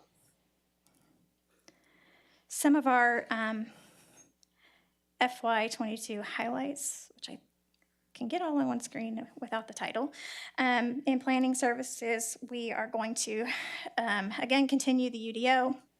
In MPO, we're going to continue to upgrade and develop our travel demand model, which is a very important tool for our metropolitan transportation plan. We've expended all of our all of our CDBG CV funds, as well as the TBRAT funds this past year. We adopted 21 building codes. In conjunction with the legal department, we've been utilizing the court of record, especially when it comes to administrative warrants in our building standards process. And that has been very, very helpful for our officers to get into those substandard buildings and to give very detailed reports on what they're finding. And it's just really put a lot of confidence in the staff reports that code enforcement's giving to our Building Standards Commission, and I think has really helped us secure some of those demo orders. And then in GIS, we have implemented the city informational data lookup tool for City of Victoria citizens, where they can put in their address and look up their council district, their solid waste schedule, as much information as we can give them that's geographically based. So here's some of our performance metrics. Our 2022 data was our projected from last year. Our year-to-dates are actually coming in a little bit closer to 2021 actuals. So at the end of the fiscal year, we will be updating those. So you can see our 2023 projections are more than what we projected in 2022. So we have, site plans last year, 46. We'll be proposing 31 next year. Square footage for residential, 874,000. We're going to be projecting 700,000 in 2023. Commercial construction values, 64 million, and we're going to be projecting 40 million. This can be a little hard to project because it's really dependent upon the type of commercial structure that goes up. Of course, we can do a lot of, single user kind of restaurants that have a much lower price tag than like one apartment complex or one large kind of industrial type building. So even though our numbers may be similar, sometimes those values are just all over the place depending on the type of project. Our environmental nuisances for code enforcement, we were at 2,500 and we're still kind of proposing to hold steady with that number. And again, that's really because of that split and focusing more on substandard buildings, which you see in 2021, we did 233, and we're doing 175. And that drop is because we're focusing less on demolitions and more on, like I showed in that picture earlier, getting those property maintenance code cases, which unfortunately, they just take a really long time. That one I showed in the picture took 6 months for compliance. And then our GIS data and map and data request, we had 466 in 21. And 520 is what's projected. So some of our efficiencies is the UDO will hopefully provide great efficiency because we'll have clear guidance on what the code says and not near many times as my staff coming to me for interpretations. In the development center, we utilized proctored self-test for all of our ICC testing, and that's saved us multiple trips to, Corpus or San Antonio to go to testing centers, and it's been a huge blessing, which really came out of COVID. And then in GIS, we've implemented procedures to begin scanning of building plans for development center to store in Laserfish, and so that will also make looking for those plans a lot easier. We are required to keep the building plan of a commercial building for the life of that building, and we have a vault that we call the black hole because plans go in there and don't always come out, and so getting them all scanned as we issue those permits is really going to be a lifesaver. We'll know what we have. So when they submit for their building permit, they have to submit a hard copy of the plans? Yes, if we can. A lot of the larger buildings, the big design buildings, they'll give it to us electronically if we just ask. Do you want them electronic? I mean, everything's electronically now. All the plans are. Do you want them that way? So, or do you need a physical set to review and write on? We are still at the physical set for the review and writing, but with UDO, I do plan on doing a hybrid. Last time we tried to go to an electronic plan review, we still had some holdouts of design professionals that still submitted hand-drawn plans. And I think we're kind of past that, but we do need to work with James on the infrastructure of actually collecting the plans because as you know, a lot of those can't go through our email system. They're just such big plans. So that's kind of the hurdle that we're going to work through, and that's going to be part of our UDO. Okay, good, because I could see where you would want a paper plan to do the review, and upon final issuance of permit, ask for the electronic set of corrected drawings, because I don't want your office to have to bear the cost of printing 200 pages. No. The other part of that, though, as far as the electronic plan review too, is we redline a lot of plans and give those back to the contractors, but sometimes the general contractor will pick up those plans and not necessarily get to the job foreman. So we're also hoping to kind of fix that communication issue. That's really not our communication issue. It's more on the job sites with the UDO and our process and how can we prevent that from continuing to happen. Not that it happens a lot, but it can happen.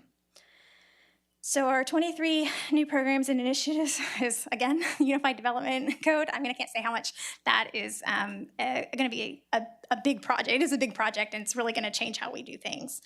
Also, the Lean Infill Housing Project in coordination with the Housing Finance Corporation. We are you'll see at actually the next council meeting asking for approval of a contract to do a demographic study, which goes directly into our travel demand model, which is vital for our next metropolitan transportation plan. And then we also have funds that's split between the MPO and general fund planning budget on an active transportation plan, which will also help kind of kick off our and be rolled into our metropolitan transportation plan as we start that in another year or two. We are also starting our mortgage, kind of re-energizing our mortgage down payment assistance and closing cost program in CDBG. So our 23 budget highlights request equals $2.3 million, which is an increase of $196,000 or 9% compared to last fiscal year. Again, that's only general fund money. You add another $750,000 about for our grants. We have one-time expenses of $129,000, and then $2.2 million in recurring expenses, which is about 3.7%. Our personnel increase is due to a decrease in our baseline adjustments of $15,000, but then an increase of $50,000 for phase 3 of the comprehensive compensation plan. And then I do have some just highlights of overall the different budgets.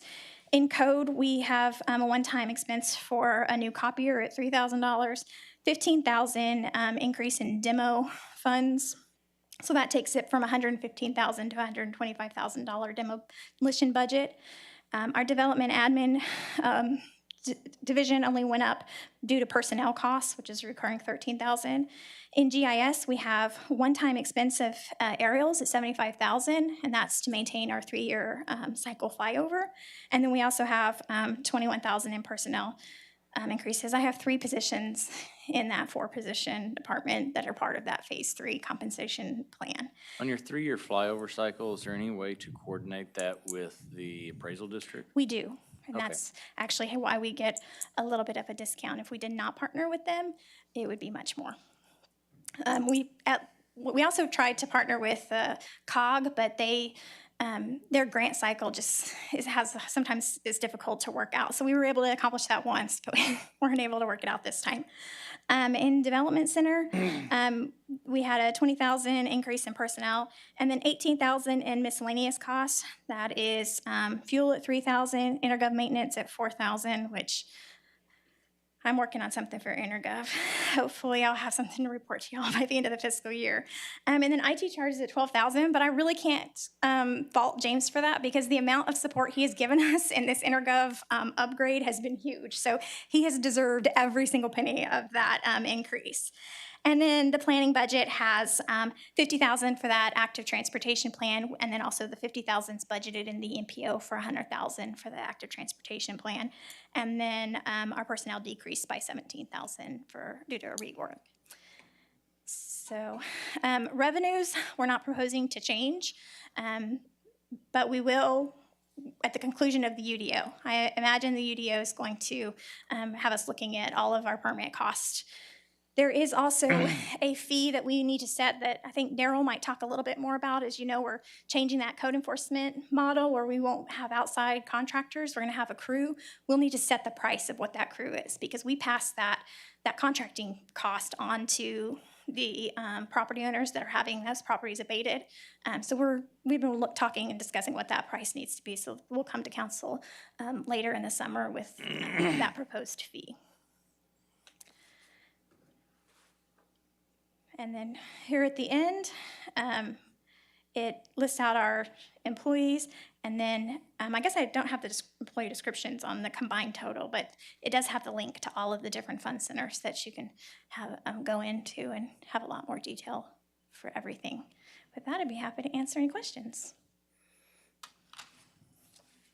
No, I don't have any. You all good? Thank you for doing that tonight, Julie. Ms. Fulgram. I guess that will conclude tonight's program, and we will see everybody tomorrow again at 5 p.m. We'll get through the rest of them and returned.